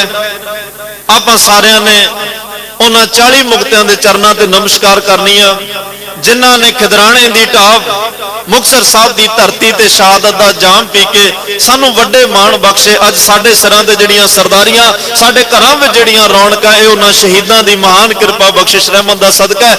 ਅੱਜ ਸ਼ਹੀਦਾਂ ਦੇ ਸਥਾਨ ਤੇ ਬੈਠਿਆਂ ਸ਼ਹੀਦੀ ਪਹਿਰੇ ਦੇ ਵਿੱਚ ਉਹਨਾਂ ਸ਼ਹੀਦਾਂ ਨੂੰ ਨਤਮਸਤਕ ਹੋਣਾ। ਲੇਕਿਨ ਉਸ ਤੋਂ ਪਹਿਲਾਂ ਧੰਨ ਗੁਰੂ ਅਰਜਨ ਦੇਵ ਪਾਤਸ਼ਾਹ ਨੇ ਅੱਜ ਜੋ ਸਾਨੂੰ ਮਾਘ ਮਹੀਨੇ ਦੀ ਵਿਚਾਰ ਬਖਸ਼ਿਸ਼ ਕੀਤੀ ਹੈ, ਆਓ ਭਾਵਨਾ ਦੇ ਨਾਲ ਅੱਜ ਇਸ ਮਹੀਨੇ ਦੀ ਵਿਚਾਰ ਨੂੰ ਸਮਝ ਕੇ ਜਾਈਏ। ਸਤਿਗੁਰੂ ਕਿਹੜੇ ਇਸ਼ਨਾਨ ਦੀ ਗੱਲ ਕਰ ਰਹੇ ਆ। ਅੱਜ ਮਾਘ ਮਹੀਨਾ ਚੜਿਆ, ਮਹਾਰਾਜ ਕਿਰਪਾ ਕਰਕੇ ਦੱਸੋ, ਜੇ ਪਾਣੀ ਦੇ ਇਸ਼ਨਾਨ ਨਾਲ ਕੱਲਿਆਂ ਗੱਲ ਨਹੀਂ ਬਣਦੀ, ਤੁਸੀਂ ਦੱਸ ਦਿਓ ਫਿਰ ਇਸ਼ਨਾਨ ਕਿਹੋ ਜਿਹਾ ਕਰੀਏ। ਅਸੀਂ ਮੁਕਤ ਹੋਣਾ ਚਾਹੁੰਦੇ ਆ, ਅਸੀਂ ਜੀਵਨ ਸਫਲ ਕਰਨਾ ਚਾਹੁੰਦੇ ਆ, ਅਸੀਂ ਜਿਉਂਦੇ ਜੀ ਤੇਰੇ ਨਾਲ ਸਾਂਝ ਤੇ ਨੇੜਤਾ ਬਣਾਉਣੀ ਚਾਹੁੰਦੇ ਆ। ਅੱਜ ਕਿਰਪਾ ਕਰਕੇ ਆਪਣੀ ਗੋਦ 'ਚ ਬਿਠਾ ਕੇ ਉਹ ਪਿਆਰ ਭਰੇ ਬਚਨ ਸਾਡੀ ਝੋਲੀ 'ਚ ਪਾ ਦਿਓ, ਜਿਨ੍ਹਾਂ ਬਚਨਾਂ ਨੂੰ ਪੜ੍ਹ ਸੁਣ ਕੇ ਸਾਡਾ ਜੀਵਨ, ਸਾਡਾ ਤਨ ਤੇ ਮਨ ਨਿਰਮਲ ਹੋ ਜਾਏ ਜੀ। ਸਤਨਾਮ ਸ੍ਰੀ ਵਾਹਿਗੁਰੂ ਸਾਹਿਬ ਜੀ। ਮਾਘ ਮੱਝਨ ਸੰਗ ਸਾਧੂਆ, ਧੂੜੀ ਕਰ ਇਸ਼ਨਾਨ। ਮਾਘ ਦੇ ਮਹੀਨੇ ਵਿੱਚ ਮੱਝਣ ਦਾ ਅਰਥ ਹੁੰਦਾ ਚੁੱਭੀ ਲਾ ਕੇ ਡੂੰਘਾਈ ਦੇ ਵਿੱਚ ਜਾ ਕੇ ਇਸ਼ਨਾਨ ਕਰਨਾ। ਦੁਨੀਆ ਪਾਣੀ ਵਿੱਚ ਜਾ ਕੇ, ਹਿੰਦੂ ਧਰਮ ਪ੍ਰਾਗਰਾਜ ਤ੍ਰਿਵੇਣੀ ਜਾ ਕੇ ਇਸ਼ਨਾਨ ਕਰਦਾ, ਉਹਨਾਂ ਦਾ ਧਰਮ ਮੁਬਾਰਕ ਹੈ। ਉਹਨਾਂ ਨੂੰ ਜੋ ਕਿਸੇ ਦਾ ਧਰਮ ਉਹਨਾਂ ਨੂੰ ਗਾਈਡਲਾਈਨ ਦੇ ਰਿਹਾ, ਉਪਦੇਸ਼ ਦੇ ਰਿਹਾ, ਮੰਨਣਾ ਚਾਹੀਦਾ। ਧੰਨ ਗੁਰੂ ਨਾਨਕ ਸਾਹਿਬ ਨੇ ਪਹਿਲੀ ਉਦਾਸੀ ਹਿੰਦੂ ਧਰਮ ਦੇ ਉਹਨਾਂ ਤੀਰਥਾਂ ਵੱਲ ਕੀਤੀ। ਕੋਈ ਤੀਰਥ ਨਹਾਉਣ ਵਾਸਤੇ ਨਹੀਂ ਸੀ ਗਏ, ਪਰ ਉਹਨਾਂ ਨੂੰ ਇਹ ਸਮਝਾਉਣ ਵਾਸਤੇ ਗਏ ਨੇ ਤੁਹਾਡਾ ਫਰਜ਼ ਕੀ ਬਣਦਾ ਹੈ, ਤੁਹਾਡੀ ਡਿਊਟੀ ਕੀ ਹੈ, ਤੁਹਾਡੀ ਜ਼ਿੰਮੇਵਾਰੀ ਕੀ ਹੈ। ਤੁਸੀਂ ਇੱਕ ਸ਼ੀਸ਼ਾ ਹੋ, ਜੇ ਸ਼ੀਸ਼ਾ ਮੈਲਾ ਹੋ ਜਾਏ, ਬਾਹਰ ਕਿਸੇ ਨੂੰ ਸਾਫ਼ ਤਸਵੀਰ ਕਿਵੇਂ ਦਿਖਾਏਗਾ। ਤੁਸੀਂ ਇਹ ਸ਼ੀਸ਼ਿਆਂ ਨੂੰ ਸਾਫ਼ ਕਰੋ। ਧਾਰਮਿਕ ਲੋਕ ਦੁਨੀਆ ਵਾਸਤੇ ਉਹ ਸ਼ੀਸ਼ਾ ਨੇ ਜਿਹਦੇ ਵਿੱਚ ਲੋਕਾਂ ਨੇ ਵੇਖ ਕੇ ਆਪਣਾ ਆਪ ਸਵਾਰਨਾ ਹੈ। ਧਾਰਮਿਕ ਸਥਾਨ ਉਹ ਸ਼ੀਸ਼ੇ ਨੇ ਜਿਨ੍ਹਾਂ ਨੂੰ ਵੇਖ ਕੇ ਦੁਨੀਆ ਨੇ ਆਪਣਾ ਆਪ ਸਵਾਰਨਾ। ਜੇ ਉਹ ਸ਼ੀਸ਼ੇ ਹੀ ਗੰਦਲੇ ਹੋ ਜਾਣ, ਜੇ ਉਹ ਪਾਣੀ ਹੀ ਮੈਲਾ ਹੋ ਜਾਏ ਜਿਸ ਪਾਣੀ ਵਿੱਚ ਲੋਕ ਸਾਫ਼ ਹੋਣ ਵਾਸਤੇ ਚੱਲੇ ਆ, ਨਿਰਮਲ ਹੋਣ ਵਾਸਤੇ ਚੱਲੇ ਆ। ਧੰਨ ਗੁਰੂ ਨਾਨਕ ਸਾਹਿਬ ਨੇ ਤਾਂ ਨਹੀਂ ਕਿਹਾ ਸੀ, ਭਾਈ ਤੂੰ ਹਿੰਦੂ ਹੈ, ਤੂੰ ਬ੍ਰਾਹਮਣ ਹੈ, ਤੂੰ ਪੰਡਿਤ ਹੈ, ਤੇਰੇ ਆਪ ਫਰਜ਼ ਬਣਦੇ ਆਪਣੇ ਧਰਮ ਤੇ ਪੱਕਾ ਪਹਿਰਾ ਦੇ। ਤੇਰੇ ਧਰਮ ਦੇ ਗ੍ਰੰਥ, ਤੇਰੇ ਧਾਰਮਿਕ ਰਹਿਬਰ ਤੈਨੂੰ ਆਹ ਕਹਿ ਰਿਹਾ, ਤੂੰ ਕਿਉਂ ਨਹੀਂ ਕਰਦਾ। ਉਹਨਾਂ ਨੇ ਨਹੀਂ ਕਿਹਾ ਮੇਰਾ ਸਿੱਖ ਬਣ ਜਾ। ਮਹਾਰਾਜ ਸਾਹਿਬ ਕਾਜੀ ਮਲਾਣਿਆਂ ਕੋਲ ਮੱਕੇ ਗਏ, ਉਹਨਾਂ ਨੂੰ ਕਿਸੇ ਨੂੰ ਨਹੀਂ ਕਿਹਾ ਤੁਸੀਂ ਮੇਰੇ ਸਿੱਖ ਬਣੋ ਤਾਂ ਤੁਹਾਡਾ ਭਲਾ ਹੋਣਾ, ਤਾਂ ਤੁਸੀਂ ਤਰਨਾ। ਪਾਤਸ਼ਾਹ ਨੇ ਕਾਜੀ ਰੁਕਨਦੀਨ ਨੂੰ ਇਹ ਕਿਹਾ ਸੀ, ਕਾਜੀ ਸਾਹਿਬ ਤੁਹਾਡੀ ਕੁਰਾਨ ਸ਼ਰੀਫ ਮੁਹੰਮਦ ਸਾਹਿਬ ਆਹ ਕਹਿ ਰਿਹਾ, ਤੁਸੀਂ ਕਿਉਂ ਨਹੀਂ ਮੰਨਦੇ। ਤੁਸੀਂ ਆਪਣੇ ਧਰਮ ਦੀ, ਆਪਣੇ ਇਸ ਦੀ ਗੱਲ ਕਿਉਂ ਨਹੀਂ ਮੰਨ ਰਹੇ। ਆਪਣੇ ਧਰਮ ਤੇ ਪਹਿਰਾ ਦਿਓ, ਜੋ ਤੁਹਾਡਾ ਤੁਹਾਨੂੰ ਧਰਮ ਕਹਿੰਦਾ, ਜਿੱਥੇ ਰੱਬ ਨੇ ਪਰਮਾਤਮਾ ਨੇ ਭੇਜਿਆ। ਜਦੋਂ ਨਾਮ ਦੀ ਗੱਲ ਆਉਂਦੀ ਹੈ ਨਾ ਬਾਣੀ 'ਚ ਕਿ ਨਾਮ ਜਪੋ, ਮਹਾਰਾਜ ਨੇ ਅੱਗੇ ਪਿੱਛੇ ਕੋਈ ਇਹ ਨਹੀਂ ਲਿਖਿਆ ਵੀ ਆਹੀ ਨਾਮ ਜਪੋ, ਕਿਉਂਕਿ ਰੱਬ ਦਾ ਇੱਕ ਨਾਮ ਹੀ ਨਹੀਂ ਹੈ। ਕੋਈ ਬੋਲੇ ਰਾਮ ਰਾਮ, ਕੋਈ ਖੁਦਾਏ, ਕੋਈ ਸੇਵਾ ਗੁਸਈਆ, ਕੋਈ ਅੱਲਾ, ਕੋਈ ਰਾਮ ਕਹਿ ਰਿਹਾ, ਕੋਈ ਅੱਲਾ ਕਹਿ ਰਿਹਾ, ਕੋਈ ਖੁਦਾ ਕਹਿ ਰਿਹਾ, ਕੋਈ ਬੀਠਲ ਕਹਿ ਰਿਹਾ, ਕੋਈ ਕੁਛ। ਪਾਤਸ਼ਾਹ ਕਹਿੰਦੇ ਉਹ ਸਾਰੇ ਹੀ ਨਾਮ ਉਸੇ ਦੇ, ਤੈਨੂੰ ਜਿਹੜਾ ਚੰਗਾ ਲੱਗਦਾ ਉਹੀ ਜਪ ਲੈ, ਪਰ ਜਪ ਨਾਵਾਂ ਦੇ ਚੱਕਰਾਂ 'ਚ ਨਾ ਪੈ ਵੀ ਮੈਂ ਆ ਜਪਣਾ ਜਾਂ ਉਹ ਜਪਣਾ ਜਾਂ ਉਹ ਨਹੀਂ ਜਪਣਾ, ਮੈਂ ਆ ਜਪਣਾ। ਇਹਨਾਂ ਗੱਲਾਂ 'ਚੋਂ ਉੱਪਰ ਚਲਾ ਜਾ। ਸਾਰੇ ਹੀ ਨਾਮ ਉਸ ਪਰਮਾਤਮਾ ਦੇ। ਤੂੰ ਰਾਮ ਕਹਿ ਤਾਂ ਵੀ ਰੱਬ ਨੂੰ ਯਾਦ ਕਰੇਗਾ, जो अल्लाह कह ता भी ये रब की सिफत हो रही है, तू गॉड कह ला ता भी रब की सिफत हो रही है, तू बीठल कह के याद कर ला ता भी रब का नाम ले रहा, तू गोबिंद कह ला ये भी रब का नाम है। जे तेन सतनाम वाहिगुरु चंगा लगता तू ओ कह ला ये भी रब का नाम, पर जपदा सही नाम। कल्ले नावां दे विच पै के भी मैं केड़ा जपा, बड़ा लंबा समा दुनिया ने इस चक्कर विच ही लंघा दिता, निर्णय नहीं कर सके भी केड़ा नाम जपीए। उम्र तो लंघती जा रही है, समा लंघता जा रहा, समय ने लिहाज नहीं करना, ये वक्त ने नहीं रुकना भी चल जदों तेनू फैसला हो गया मैं वक्त उदों शुरू हो जाऊंगा, उन्नी देर तक रुक जाना, नहीं रुकना इन्हें। ये वक्त समा तो अपनी तौर तुरदा जा रहा है। इसलिए पातशाह कहते ने नाम जेड़ा भी तेनू तेरे इष्ट ने तेरे धर्म ने दिता ओही जप, पर जप उन्हें जपे बिना तेनू कोई फायदा नहीं देना। माघ मजन संग साधुआ धूड़ी कर इशनान। पातशाह कहते भाई अज माघ का महीना शुरू होया तो साधु जना की संगत, सतसंग भाव गुरमुखा की संगत विच जा, जिथे रब का नाम जपण वालियां रूहां बैठियां होण, उन्हां दी चरण धूड़ी विच इशनान कर। हुण चरण धूड़ी का मतलब ये नहीं कि जिथे चरणों की धूड़ पई असीं चक के उहनूं अपने उत्ते पा लईए जां उहनूं पिंडे ते मल लग जाए, नहीं। ये तो लोग बहुत कर रहे आ, जिन्हां ने पिंडियां ते सवाह मली, जिन्हां ने सिर विच सवाह पाई, ਉਹ ਸੋਚ ਰਿਹਾ ਵੀ ਰੱਬ ਸ਼ਾਇਦ ਐਵੇਂ ਮਿਲਦਾ। ਗੁਰਮਤ ਇਹੋ ਜਿਹੀਆਂ ਗੱਲਾਂ ਨਹੀਂ ਕਰਦੀ। ਗੁਰਮਤ ਨੇ ਬੜੀ ਨਵੇਕਲੀ, ਦੁਨੀਆ ਤੋਂ ਵਿਲੱਖਣ ਤੇ ਸੌਖੀ ਵਿਚਾਰਧਾਰਾ ਸਮਾਜ ਦੇ ਸਾਹਮਣੇ ਰੱਖੀ ਹੈ। ਪਾਤਸ਼ਾਹ ਕਹਿੰਦੇ ਧੂੜੀ ਕਰ ਇਸ਼ਨਾਨ ਦਾ ਮਤਲਬ, ਕਿਉਂਕਿ ਮਾਘ ਦਾ ਪੋਹ ਦਾ ਮਹੀਨਾ ਲੰਘ ਕੇ ਗਿਆ, ਪੋਹ ਦੇ ਮਹੀਨੇ ਵਿੱਚ ਤੁਖਾਰ ਪਿਆ। ਤੁਖਾਰ ਦਾ ਮਤਲਬ ਬਰਫ਼, ਕੱਕਰ ਪਿਆ, ਬਰਫ਼ ਕਠੋਰ ਹੋਈ।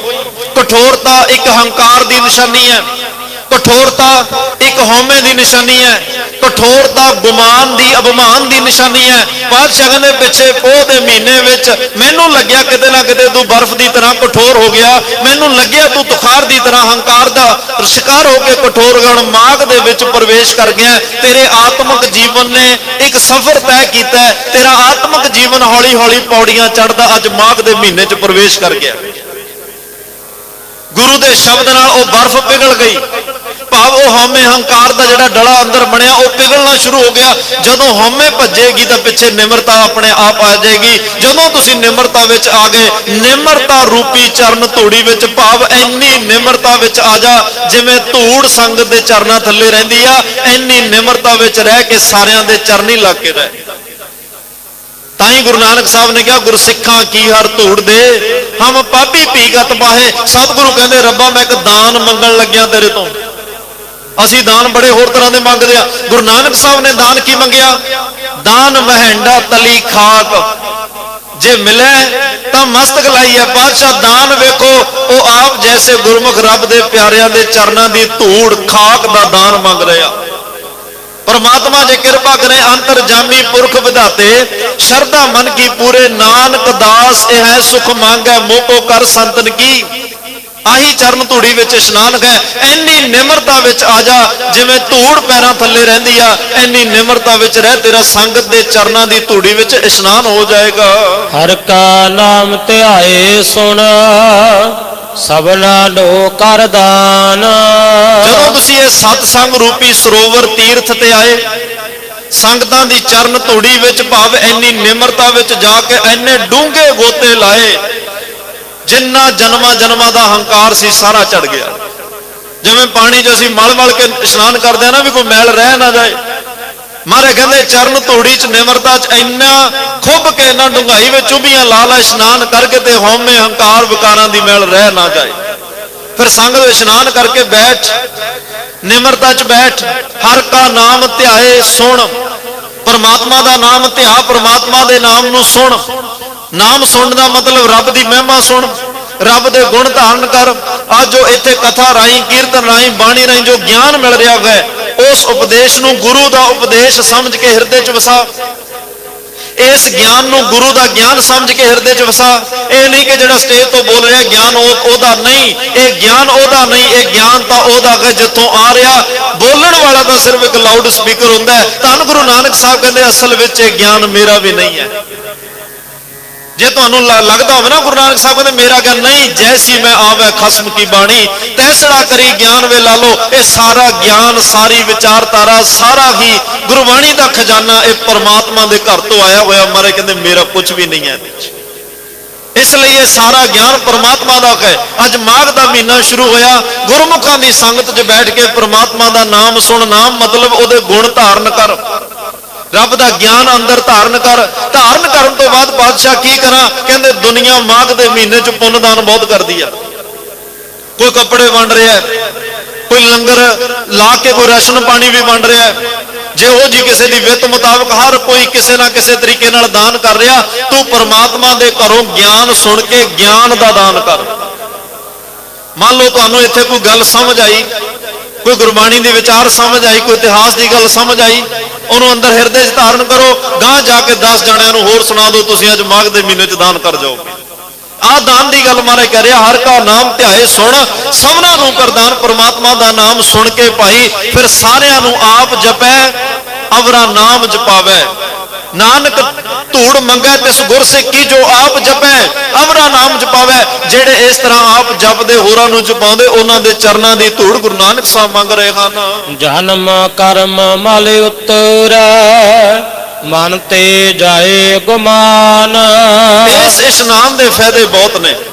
ਬਾਹਰਲਾ ਇਸ਼ਨਾਨ ਤਾਂ ਤਨ ਸਾਫ਼ ਕਰਦਾ, ਪਰ ਜਿਹੜਾ ਸੰਗਤ ਦੀ ਚਰਨ ਧੂੜ ਦਾ ਇਸ਼ਨਾਨ ਹੈ, ਗੁਰੂ ਦੇ ਸ਼ਬਦ ਦਾ ਇਸ਼ਨਾਨ ਹੈ, ਗੁਰੂ ਦੇ ਨਾਮ ਦਾ ਇਸ਼ਨਾਨ ਹੈ ਨਾ।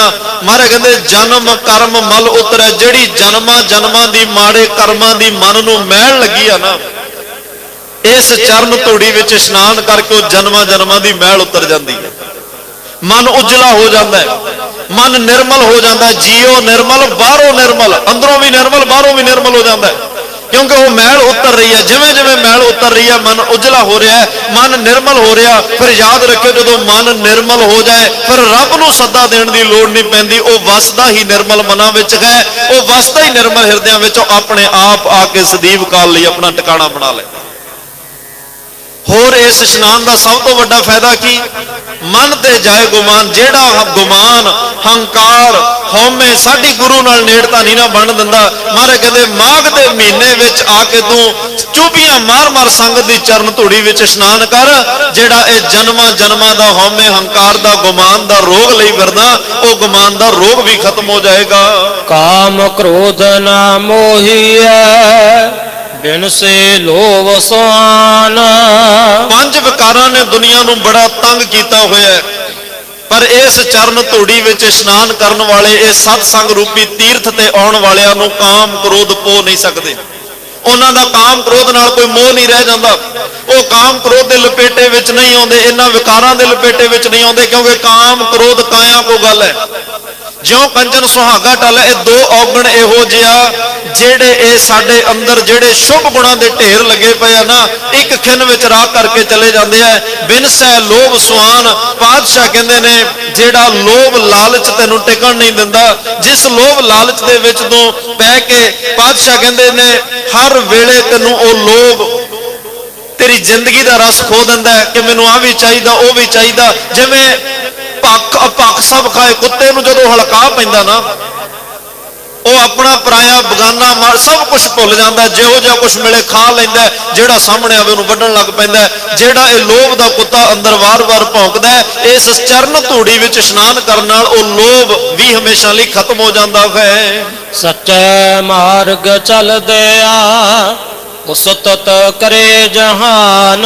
ਪਾਤਸ਼ਾਹ ਕਹਿੰਦੇ ਇਹ ਸੱਚ ਦਾ ਮਾਰਗ ਹੈ, ਪਰਮਾਤਮਾ ਦੇ ਘਰ ਨੂੰ ਜਾਣ ਵਾਲਾ ਮਾਰਗ ਹੈ। ਸਤ ਸੰਗਤ ਪਰਮਾਤਮਾ ਦੀ ਸਿਫਤ ਦਾ ਇੱਕ ਇਹ ਕੈਪੀਟਲ ਹੈ। ਸਤ ਸੰਗਤ ਇੱਕ ਉਹ ਕੈਪੀਟਲ ਹੈ, ਇੱਕ ਉਹ ਰਾਜਧਾਨੀ ਹੈ ਜਿੱਥੇ ਬੈਠ ਕੇ ਉਸ ਪਰਮਾਤਮਾ ਦੇ ਰਾਜ ਦੀਆਂ ਸਿਫਤਾਂ ਕੀਤੀਆਂ ਜਾਂਦੀਆਂ, ਜਿੱਥੇ ਬੈਠ ਕੇ ਉਸ ਅਕਾਲ ਪੁਰਖ ਦੀਆਂ ਰਹਿਮਤਾਂ ਦੀਆਂ ਗੱਲਾਂ ਕੀਤੀਆਂ ਜਾਂਦੀਆਂ। ਸਤ ਸੰਗ ਇੱਕ ਉਹ ਕੈਪੀਟਲ ਰਾਜਧਾਨੀ ਹੈ ਜਿੱਥੇ ਬੈਠ ਕੇ ਰੱਬ ਵਿਧਾਨ ਬਣਾਉਂਦਾ ਹੈ, ਜਿੱਥੇ ਬੈਠ ਕੇ ਰੱਬ ਸੰਵਿਧਾਨ ਬਣਾਉਂਦਾ ਹੈ ਕਿ ਕਿਹੜੇ ਵਿਧਾਨ, ਕਿਹੜੇ ਸੰਵਿਧਾਨ, ਕਿਹੜੇ ਨਿਯਮ ਮੁਤਾਬਕ ਤੂੰ ਮੇਰੇ ਕੋਲ ਆ ਤੇ ਮੇਰੀ ਤੇਰੀ ਸਾਂਝ ਬਣ ਜਾਏ। ਮਹਾਰਾਜ ਕਹਿੰਦੇ ਇਸ ਮਾਰਗ ਤੇ ਚੱਲਣ ਵਾਲਿਆਂ ਦੀ ਦੁਨੀਆ ਸੰਸਾਰ ਜਿਸ ਨੀਚ ਕੋ ਕੋਏ ਨਾ ਜਾਣੈ, ਨਾਮ ਜਪੋ ਚੌਂਕੁਟ ਮਾਨੈ, ਉਹਨਾਂ ਦੀ ਸਾਰੀ ਦੁਨੀਆ ਉਸਤਤ ਕਰਦੀ ਹੈ।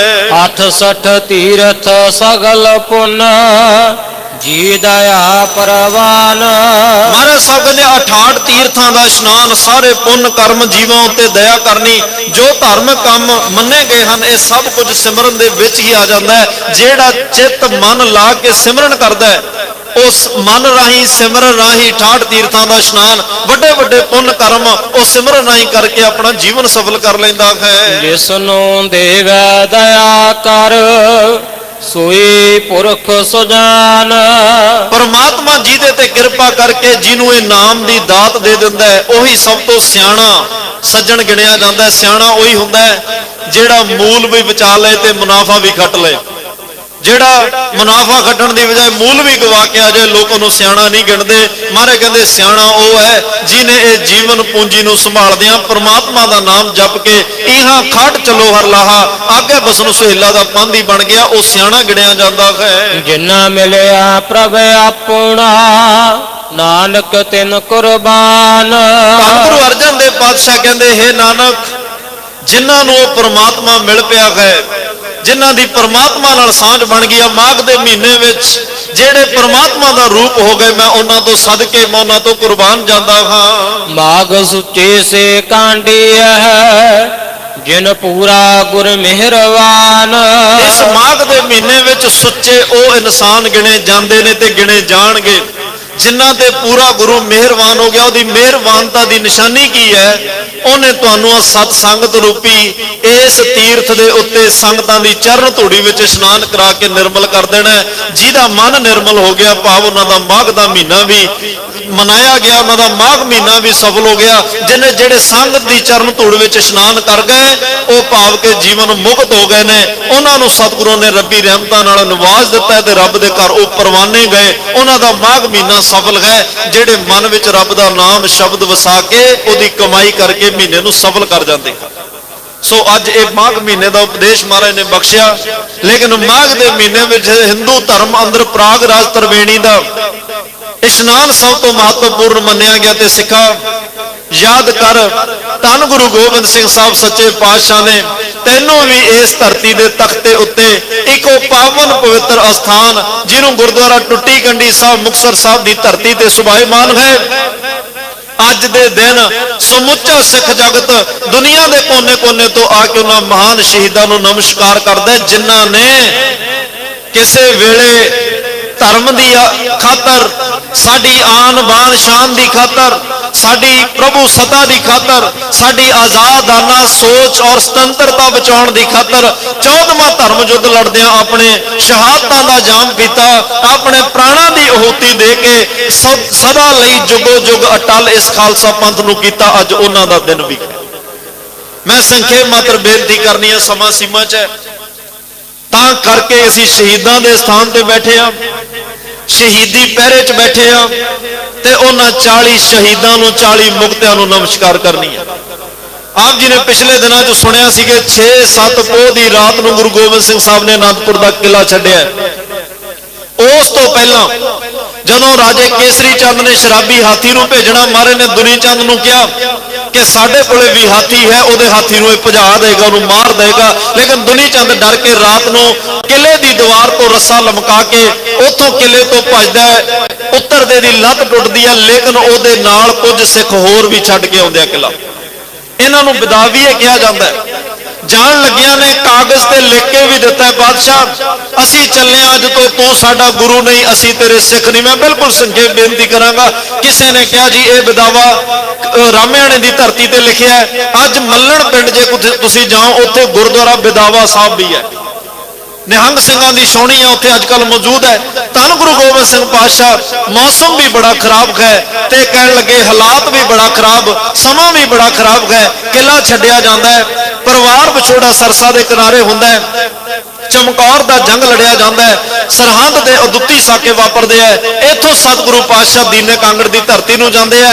ਇੱਥੇ ਦੀਨੇ ਪਿੰਡ ਦੇ ਵਿੱਚ ਲਖਮੀਰ ਸ਼ਮੀਰ ਦੋਵੇਂ ਮਹਾਰਾਜ ਦੀ ਸੇਵਾ 'ਚ ਹਾਜ਼ਰ ਹੁੰਦੇ ਆ ਤੇ ਵਜ਼ੀਰ ਖਾਨ ਨੂੰ ਖੱਤ ਵੀ ਲਿਖਦਾ ਲਖਮੀਰ ਸ਼ਮੀਰ ਨੂੰ, ਤੁਸੀਂ ਗੁਰੂ ਗੋਬਿੰਦ ਸਿੰਘ ਨੂੰ ਪਨਾਹ ਦਿੱਤੀ ਹੈ, ਇਹਨੂੰ ਗ੍ਰਿਫਤਾਰ ਕਰਾਓ, ਤੁਹਾਨੂੰ ਰੰਗ ਜੇ ਮੂੰਹ ਮੰਗੇ ਨਾਮ ਦੇਗਾ। ਲੇਕਿਨ ਲਖਮੀਰ ਸ਼ਮੀਰ ਨੇ ਜਵਾਬ ਬੜਾ ਦਿਲਰਾਨਾ ਦਿੱਤਾ ਸੀ ਕਿ ਜੇ ਵਜ਼ੀਰ ਖਾਨ ਗੁਰੂ ਗੋਬਿੰਦ ਸਿੰਘ ਵੱਲ ਝਾਕਿਆਂ ਵੀ ਤੇਰੀਆਂ ਅੱਖਾਂ ਕੱਢ ਕੇ ਰੱਖ ਦਿਆਂਗੇ। ਐਡੀ ਦਲੇਰੀ ਵਿਖਾਈ। ਪਾਤਸ਼ਾਹ ਨੇ ਸੀਨੇ ਨਾਲ ਲਾ ਕੇ ਬੇਹੱਦ ਪਿਆਰ ਸਤਿਕਾਰ ਰੱਬੀ ਰਹਿਮਤਾਂ ਨਾਲ ਨਵਾਜਿਆ। ਇੱਥੋਂ ਗਰੀਬ ਨਵਾਜ਼ ਸੱਚੇ ਪਾਤਸ਼ਾਹ ਜੈਤੋ ਦੇ ਲਾਗੇ ਰਾਮਿਆਣੇ ਪਿੰਡ ਪਹੁੰਚਦੇ ਆ। ਹੁਣ ਧੰਨ ਗੁਰੂ ਗੋਬਿੰਦ ਸਿੰਘ ਸਾਹਿਬ ਪਾਤਸ਼ਾਹ ਨੂੰ ਇੱਕ ਸਿੱਖ ਉਹ ਵੀ ਮਿਲਣਾ ਚਾਹੁੰਦੇ ਆ ਜਿਹੜੇ ਸਰਸਾ ਦੇ ਕੁਝ ਵਿਛੜ ਗਏ ਸਨ। ਉਹ ਵੀ ਆਪਣੇ ਆਪ ਨੂੰ ਵਿਦਾਵੀਏ ਮੰਨਦੇ ਆ, ਪਰ ਉਹ ਕੁਦਰਤੀ ਸਭ ਕੁਝ ਹੋਇਆ। ਉਹ ਕੋਈ ਜਾਣ ਬੁੱਝ ਕੇ ਨਹੀਂ ਛੱਡ ਗਿਆ, ਕੋਈ ਤੇਜ਼ ਵਹਿਣ ਕਰਕੇ ਵਿਛੜ ਗਿਆ, ਕੋਈ ਕਿਵੇਂ ਵਿਛੜ ਗਿਆ, ਪਰ ਉਹ ਵੀ ਮਿਲਣਾ ਚਾਹੁੰਦੇ ਆ। ਇੱਧਰ ਕੁਝ ਮਾਝੇ ਦੇ ਸਿੱਖ ਨੇ, ਭਾਈ ਮਹਾ ਸਿੰਘ ਵਰਗੇ, ਜਿਨ੍ਹਾਂ ਨੇ ਉਸ ਵੇਲੇ ਵਿਦਾਵਾ ਲਿਖ ਕੇ ਦੇਖਿਆ। ਕਹਿੰਦੇ ਨੇ ਮਹਾ ਸਿੰਘ ਨੇ ਨਹੀਂ ਲਿਖਿਆ, ਕੁਝ ਹੋਰ ਸਿੱਖਾਂ ਨੇ ਲਿਖਿਆ। ਘਰਾਂ ਵਿੱਚ ਲਾਹਣਤਾਂ ਪਈਆਂ, ਘਰ ਵਾਲੀਆਂ ਨੇ ਫਟਕਾਰਾਂ ਪਾਈਆਂ ਕਿ ਤੁਸੀਂ ਘਰਾਂ 'ਚ ਆ ਕਿਵੇਂ ਗਏ, ਗੁਰੂ ਗੋਬਿੰਦ ਸਿੰਘ ਨੂੰ ਕਿਹੜੇ ਹਾਲਾਤਾਂ ਵਿੱਚ ਛੱਡ ਕੇ ਆਏ ਹੋ, ਅਸੀਂ ਕਿਵੇਂ ਕੱਲ ਉਹਨੂੰ ਮੁੱਖ ਵਿਖਾਵਾਂਗੇ, ਜਿਹਨੇ ਸਾਡੇ ਲਈ ਆਪਣਾ ਸਭ ਕੁਝ ਕੁਰਬਾਨ ਕਰ ਦਿੱਤਾ। ਉਹਨਾਂ ਨੇ ਕਿਹਾ ਚਲੋ ਹੁਣ ਤੁਸੀਂ ਘਰ ਸੰਭਾਲੋ, ਚੁੱਲ੍ਹੇ ਚੌਂਕੇ, ਘਰ ਦੀਆਂ ਰੋਟੀਆਂ ਸਭ ਕੁਝ ਤੁਸੀਂ ਕਰੋ, ਅਸੀਂ ਗੁਰੂ ਗੋਬਿੰਦ ਸਿੰਘ ਦੀ ਮਦਦ ਲਈ ਜਾਵਾਂਗੀਆਂ। ਇਹੋ ਜਿਹੀਆਂ ਲਾਹਣਤਾਂ ਫਟਕਾਰਾਂ ਪਈਆਂ। ਉਸ ਵੇਲੇ ਕਹਿੰਦੇ ਨੇ ਅੰਦਰੋਂ ਰੂਹ ਟੁੰਬੀ ਗਈ ਵੀ ਸਾਡੇ ਤੋਂ ਬੱਜਰ ਗਲਤੀ ਹੋ ਗਈ ਹੈ। ਉਹਨਾਂ ਸਮਿਆਂ 'ਚ ਮਾਤਾ ਭਾਗ ਕੌਰ ਬੜਾ ਨੇਕ ਘਰਾਣਾ ਹੈ, ਚਵਾਲ ਪਿੰਡ ਹੈ। ਮਾਤਾ ਭਾਗ ਕੌਰ ਕੌਣ ਹੈ? ਇੱਕ ਬਜ਼ੁਰਗ ਹੋਇਆ ਅਬਦੁਲ ਖੈਰ, ਉਹਦੇ ਦੋ ਪੁੱਤ ਹੋਏ ਨੇ, ਇੱਕ ਦਾ ਨਾਮ ਭਾਈ ਲੰਗਾਖ ਹੈ, ਦੂਸਰੇ ਦਾ ਨਾਮ ਭਾਈ ਪੈਰੋ ਸ਼ਾਹ ਹੈ। ਭਾਈ ਪੈਰੋ ਸ਼ਾਹ ਦਾ ਪੁੱਤਰ ਹੈ ਬਾਬਾ ਮਾਲੋ ਸ਼ਾਹ, ਬਾਬਾ ਮਾਲੋ ਸ਼ਾਹ ਦੀ ਧੀ ਹੈ ਬੀਬੀ ਭਾਗ ਕੌਰ। ਸਿੱਖੀ ਨਾਲ ਨਵਾਜਿਆ ਹੋਇਆ ਪਰਿਵਾਰ ਹੈ। ਅਚਾਨਕ ਕਹਿੰਦੇ ਨੇ ਬੀਬੀ ਭਾਗ ਕੌਰ ਦੇ ਸਹੁਰੇ ਦੀ ਡੈਥ ਹੋ ਜਾਂਦੀ ਹੈ, ਭਾਈ ਪੈਰੋ ਸ਼ਾਹ ਦੀ। ਭਾਈ ਪੈਰੋ ਸ਼ਾਹ ਦੀ ਕਹਿੰਦੇ ਨੇ ਡੈਥ ਹੁੰਦੀ ਹੈ। ਜਿਹੜਾ ਇਹਨਾਂ ਦਾਦਾ, ਮਾਫ ਕਰਨਾ, ਜਿਹੜਾ ਉਹਨਾਂ ਦਾ ਦਾਦਾ ਹੈ ਬਾਬਾ ਮਾਲੋ ਸ਼ਾਹ ਦੀ ਧੀ ਹੈ, ਬਾਬਾ ਮਾਲੋ ਸ਼ਾਹ ਦਾ ਪਿਤਾ ਹੈ ਪੈਰੋ ਸ਼ਾਹ। ਪੈਰੋ ਸ਼ਾਹ ਦੀ ਮੌਤ ਹੁੰਦੀ ਹੈ, ਉਹਦਾ ਭੋਗ ਹੁੰਦਾ ਹੈ। ਭੋਗ ਤੇ ਸਿੱਖ ਕੌਮ ਇਕੱਠੀ ਹੁੰਦੀ ਹੈ। ਅਚਾਨਕ ਸਿੱਖ ਬਹੁਤ ਇਕੱਠੇ ਹੁੰਦੇ ਆ। ਉੱਥੇ ਸਿੱਖ ਚਰਚਾ ਕਰਦੇ ਆ ਵੀ ਗੁਰੂ ਗੋਬਿੰਦ ਸਿੰਘ ਨਾਲ ਬੜਾ ਕੁਝ ਵਾਪਰ ਚੁੱਕਿਆ ਹੈ, ਜਿਹੜਾ ਸਾਡੇ ਮੱਥੇ ਤੇ ਕਲੰਕ ਲੱਗਿਆ, ਕਿਵੇਂ ਨਾ ਕਿਵੇਂ ਆਪਾਂ ਇੱਥੋਂ ਚੱਲੀਏ, ਜਥਾ ਬਣਾ ਕੇ ਚੱਲੀਏ। ਜਿੱਥੇ ਵੀ ਸਮਾਂ ਆਉਂਦਾ, ਵਕਤ ਆਉਂਦਾ, ਅਸੀਂ ਇਹ ਲੱਗਿਆ ਹੋਇਆ ਕਲੰਕ ਧੋ ਕੇ ਗੁਰੂ ਦੇ ਦੁਆਰਾ ਸਿੱਖੀ ਨੂੰ ਧਾਰਨ ਕਰਕੇ ਗੁਰੂ ਵਾਲੇ ਬਣ ਗਏ। ਗੁਰੂ ਗੋਬਿੰਦ ਸਿੰਘ ਪਾਤਸ਼ਾਹ ਇਧਰ ਮਾਲਵੇ ਨੂੰ ਤਾਰ ਰਹੇ ਆ। ਰਾਮਿਆਣੇ ਦੇ ਇਲਾਕੇ ਵਿੱਚ ਨੇ, ਕੋਟਕਪੂਰੇ ਦੇ ਇਲਾਕੇ ਵਿੱਚ ਨੇ। ਚੌਧਰੀ ਕਪੂਰਾ ਬਰਾੜ ਬਾਦਸ਼ਾਹ ਦੇ ਨਾਲ ਨਾਲ ਹੈ। ਸਰੀਏ ਵਾਲੇ ਪਿੰਡ ਤੋਂ ਇਹਨੇ ਵੀ ਗੁਰੂ ਗੋਬਿੰਦ ਸਿੰਘ ਮਹਾਰਾਜ ਤੋਂ ਅਮਰ ਦੀ ਦਾਤ ਲਈ। ਚੌਧਰੀ ਕਪੂਰਾ ਸਿੰਘ ਬਣ ਗਿਆ, ਜਿਹਦੇ ਨਾਂ ਤੇ ਕੋਟਕਪੂਰਾ ਹੈ। ਕਿਲਾ ਇਹਦੇ ਕੋਲ, ਬੜੀ ਸੇਫ ਜਗ੍ਹਾ ਹੈ। ਪਰ ਸਤਿਗੁਰੂ ਪਾਤਸ਼ਾਹ ਤੱਕ ਖਬਰਾਂ ਪਹੁੰਚੀਆਂ ਨੇ ਕਿ ਵਜ਼ੀਰ ਖਾਂ ਵੀ ਆ ਰਿਹਾ ਤੁਹਾਡੇ ਪਿੱਛੇ। ਹੁਣ ਇੱਥੋਂ ਦੋ ਜਥੇ ਤੁਰੇ ਨੇ, ਦੋ ਫੌਜਾਂ ਤੁਰੀਆਂ ਨੇ। ਇੱਕ ਕਾਫਲਾ ਤੁਰਨ ਲੱਗਿਆ ਝਬਾਲ ਪਿੰਡ ਤੋਂ। ਸਰਦਾਰ ਮਹਾ ਸਿੰਘ ਦੀ ਅਗਵਾਈ ਚ ਭਾਈ ਰਾਏ ਸਿੰਘ ਦਾ ਪੁੱਤਰ ਹੈ, ਰਟੌਲ ਪਿੰਡ ਹੈ ਦਾ। ਮਾਤਾ ਭਾਗ ਕੌਰ, ਉਹਦਾ ਪਤੀ ਭਾਈ ਨਿਧਾਨ ਸਿੰਘ, ਉਹਦਾ ਭਰਾ ਭਾਈ ਭਾਗ ਸਿੰਘ, ਭਾਈ ਦਿਲਬਾਗ ਸਿੰਘ, ਭਾਈ ਕਰਬਾਰਾ ਸਿੰਘ, ਇਹ ਵੀ ਨਾਲ ਤੁਰੇ ਨੇ। ਝਵਾਲ ਤੋਂ ਇੱਕ ਕਾਫਲਾ ਇਹ ਤੁਰਿਆ, ਇਹ ਵੀ ਗੁਰੂ ਨੂੰ ਲੱਭ ਰਹੇ ਨੇ।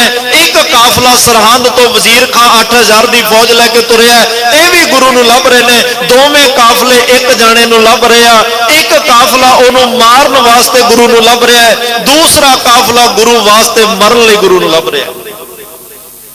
ਇੱਕ ਪਾਸੇ ਤਨਖਾਹਾਂ ਵਾਲੇ ਲੋਕ ਨੇ, ਵਜ਼ੀਰ ਖਾਂ ਤੋਂ ਤਨਖਾਹਾਂ ਲੈ ਕੇ ਉਹ ਮਾਰਨ ਵਾਸਤੇ ਤੁਰੇ ਨੇ।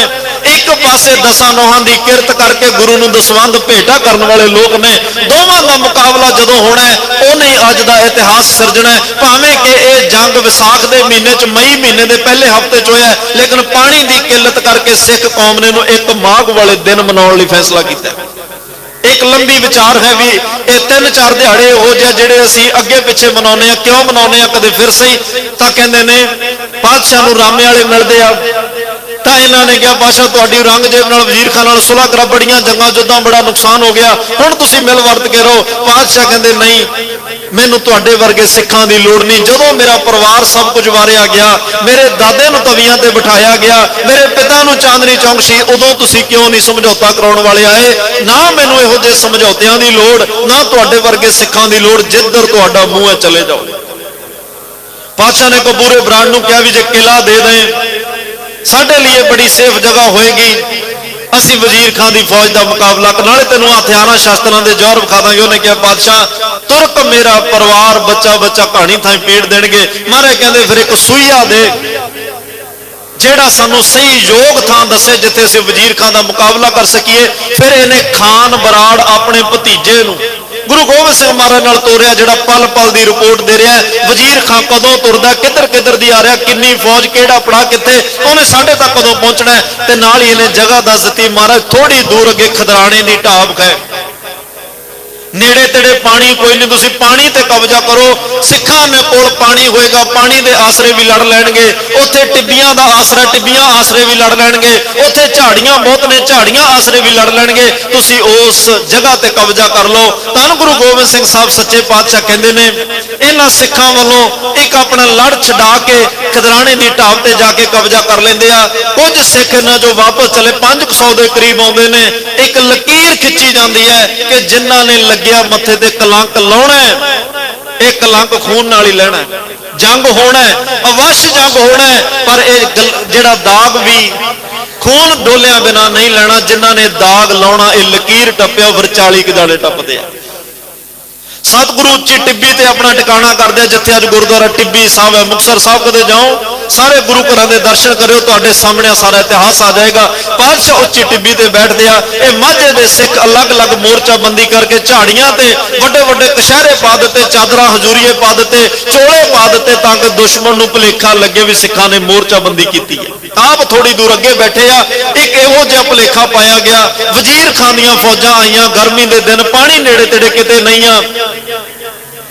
ਕਹਿੰਦੇ ਨੇ ਫਿਰ ਇਹ 23 ਵਿਸਾਖ ਸੰਮਤ 1762 ਸਨ 1705 ਨੂੰ ਇਹ ਜੰਗ ਜਿਹੜਾ ਲੜਿਆ ਜਾਂਦਾ ਇਸ ਢਾਬ ਦੇ ਉੱਤੇ ਤਕਰੀਬਨ 10 ਘੰਟੇ ਦੇ ਕਰੀਬ ਇਹ ਜੰਗ ਚੱਲਦਾ ਹੈ।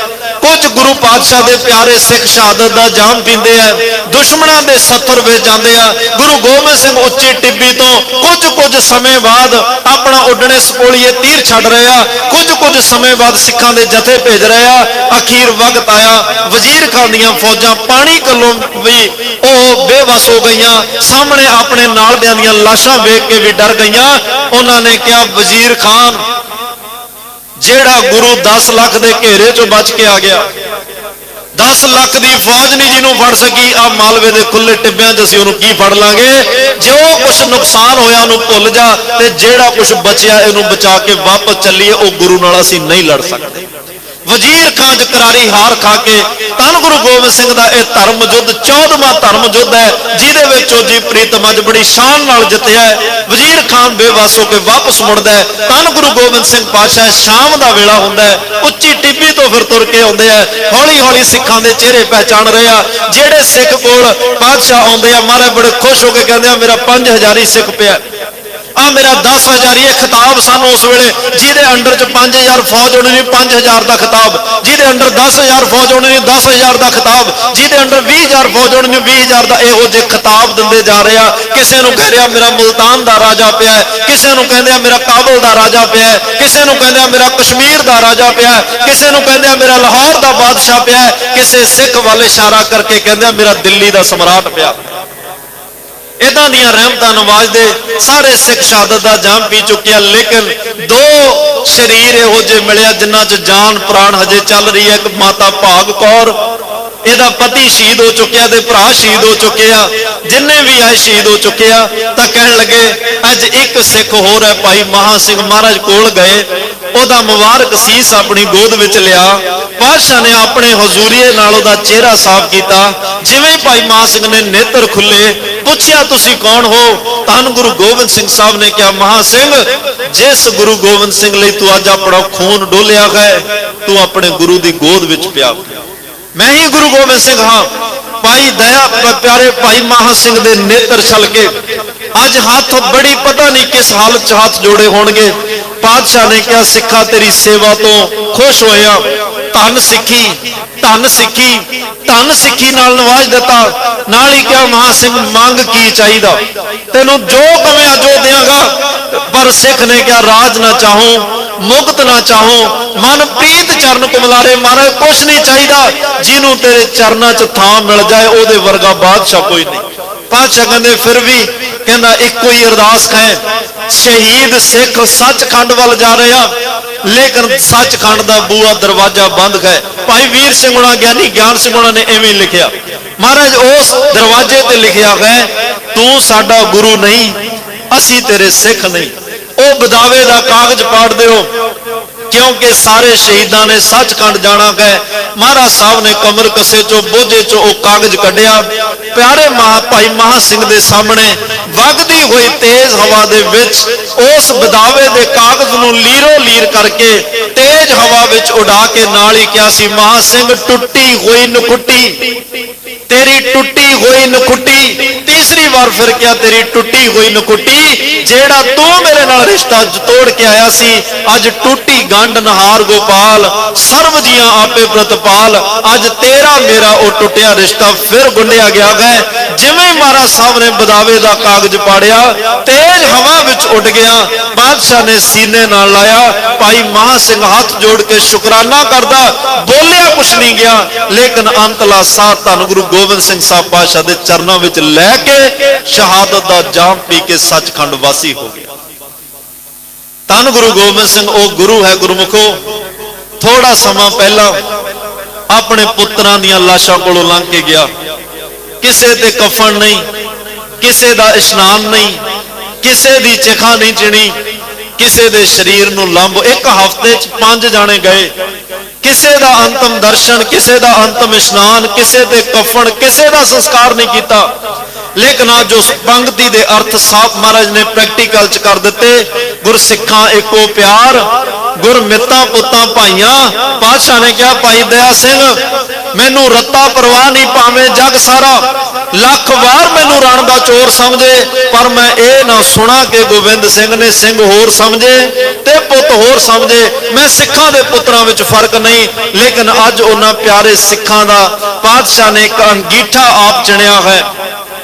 ਉਹਨਾਂ ਦੇ ਸ਼ਰੀਰਾਂ ਨੂੰ ਅੰਗੀਠਿਆਂ ਤੇ ਆਪ ਪਾਤਸ਼ਾਹ ਨੇ ਰੱਖਿਆ ਹੈ ਤੇ ਉਸ ਪੂਰੇ ਅੰਗੀਠੇ ਦੀ ਤਿਆਰੀ ਗਰੀਬ ਨਵਾਜ਼ ਦਾਤੇ ਨੇ ਆਪ ਕੀਤੀ ਹੈ। ਤੇ ਯਾਦ ਰੱਖਿਓ ਉਹਨਾਂ ਗੁਰਸਿੱਖਾਂ ਦੇ ਉੱਪਰ ਆਪਣਾ ਆਪ ਵਾਰਨ ਵਾਲਾ ਧੰਨ ਗੁਰੂ ਗੋਬਿੰਦ ਸਿੰਘ ਕਹਿ ਰਿਹਾ, ਭਾਈ ਸਿੱਖੋ ਕਦੇ ਸਮਾਂ ਸੀ ਮੈਂ ਆਨੰਦਪੁਰ ਛੱਡਿਆ, ਮੇਰਾ ਪਰਿਵਾਰ ਵਿਛੜਿਆ, 44 ਕ ਜਾਣੇ ਅਸੀਂ ਚਮਕੌਰ ਦੀ ਗੜੀ 'ਚ ਗਏ, ਪਰ ਉੱਥੇ ਇੱਕ ਇੱਕ ਕਰਕੇ ਸਾਰੇ ਸਿੰਘ ਮੈਨੂੰ ਇਕੱਲੇ ਨੂੰ ਛੱਡ ਕੇ ਚਲੇ ਗਏ। ਮੈਂ ਇੱਥੇ ਆਇਆ, ਤੁਸੀਂ ਮੇਰੇ ਨਾਲ ਆਏ, ਮੈਨੂੰ ਲੱਗਿਆ ਵੀ ਇੱਕ ਜਥਾ ਬਣ ਗਿਆ ਹੈ, ਪਰ ਰੱਬ ਨੂੰ ਕੀ ਮਨਜ਼ੂਰ ਹੈ, ਉਹਦੀ ਰਜ਼ਾ 'ਚ ਰਹਿਣਾ ਪੈਂਦਾ ਹੈ।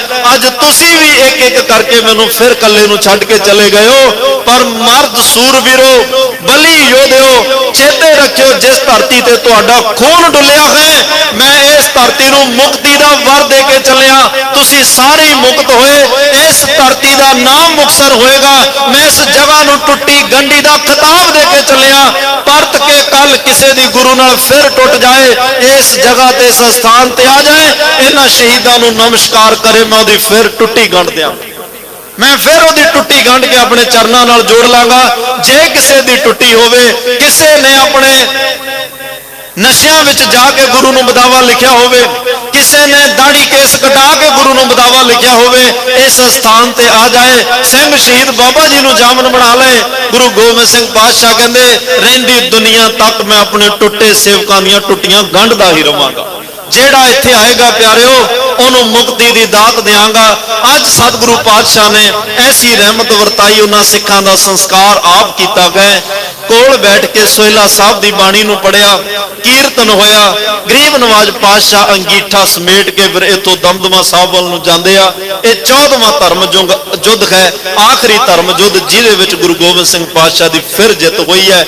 ਇਹ ਉਹ ਪਾਵਨ ਪਵਿੱਤਰ ਦਿਨ ਹੈ। ਸੋ ਅੱਜ ਵੀ ਜੇ ਲੱਗਦਾ ਵੀ ਅਸੀਂ ਬਦਾਵੇ ਲਿਖੀ ਬੈਠੇ ਆ ਨਾ, ਮਨ ਮੁਕਤਾ ਦੇ ਵਿੱਚ ਗੁਰੂ ਤੋਂ ਨਗੁਰੇ ਹੋ ਕੇ ਬਦਾਵੇ ਲਿਖਿਆ, ਤੋਂ ਵਕਤ ਹੈ, ਸਮਾਂ ਹੈ, ਅਰਦਾਸ ਕਰੀਏ ਅੱਜ ਉਹ ਲਿਖੇ ਬਦਾਵਿਆਂ ਦੇ ਕਾਗਜ਼ ਪੜਵਾ ਲਈਏ। ਗੁਰੂ ਗੋਬਿੰਦ ਸਿੰਘ ਅੱਜ ਵੀ ਟੁੱਟੀਆਂ ਗੰਢ ਰਹੇ ਨੇ, ਅੱਜ ਵੀ ਸਾਨੂੰ ਟੁੱਟਿਆਂ ਨੂੰ ਆਪਣੇ ਚਰਨਾਂ ਨਾਲ ਜੋੜ ਕੇ ਗਰੀਬ ਨਵਾਜ਼ੀ ਕਰ ਰਹੇ ਆ। ਇੰਨੀਆਂ ਬੇਨਤੀਆਂ ਪ੍ਰਵਾਨ, ਉਹਨਾਂ ਮਹਾਨ ਸ਼ਹੀਦਾਂ ਨੂੰ ਕੋਟੀ ਕੋਟੀ ਪ੍ਰਣਾਮ। ਸਦਾ ਹੀ ਉਹਨਾਂ ਸ਼ਹੀਦਾਂ ਦਾ ਸ਼ੁਕਰਾਨਾ ਕਰਿਆ ਕਰੋ ਜਿਨ੍ਹਾਂ ਸ਼ਹੀਦਾਂ ਨੇ ਆਪਣਾ ਖੂਨ ਡੋਲ ਕੇ ਸਾਨੂੰ ਜਿਉਣ ਜੋਗੇ ਕੀਤਾ, ਸਾਨੂੰ ਆ ਸਰਦਾਰੀਆਂ ਬਖਸ਼ੀਆਂ, ਸਾਨੂੰ ਪਾਤਸ਼ਾਹੀਆਂ ਬਖਸ਼ੀਆਂ। ਉਹਨਾਂ ਦਾ ਸਦਾ ਹੀ ਰੋਮ ਰੋਮ ਕਰਕੇ ਧੰਨਵਾਦ ਕਰਿਆ ਕਰੋ, ਜਿਨ੍ਹਾਂ ਕਰਕੇ ਅੱਜ ਅਸੀਂ ਆਪਣੇ ਘਰਾਂ 'ਚ ਖੁਸ਼ੀਆਂ ਖੇੜੇ ਮਾਣ ਰਹੇ ਹਾਂ।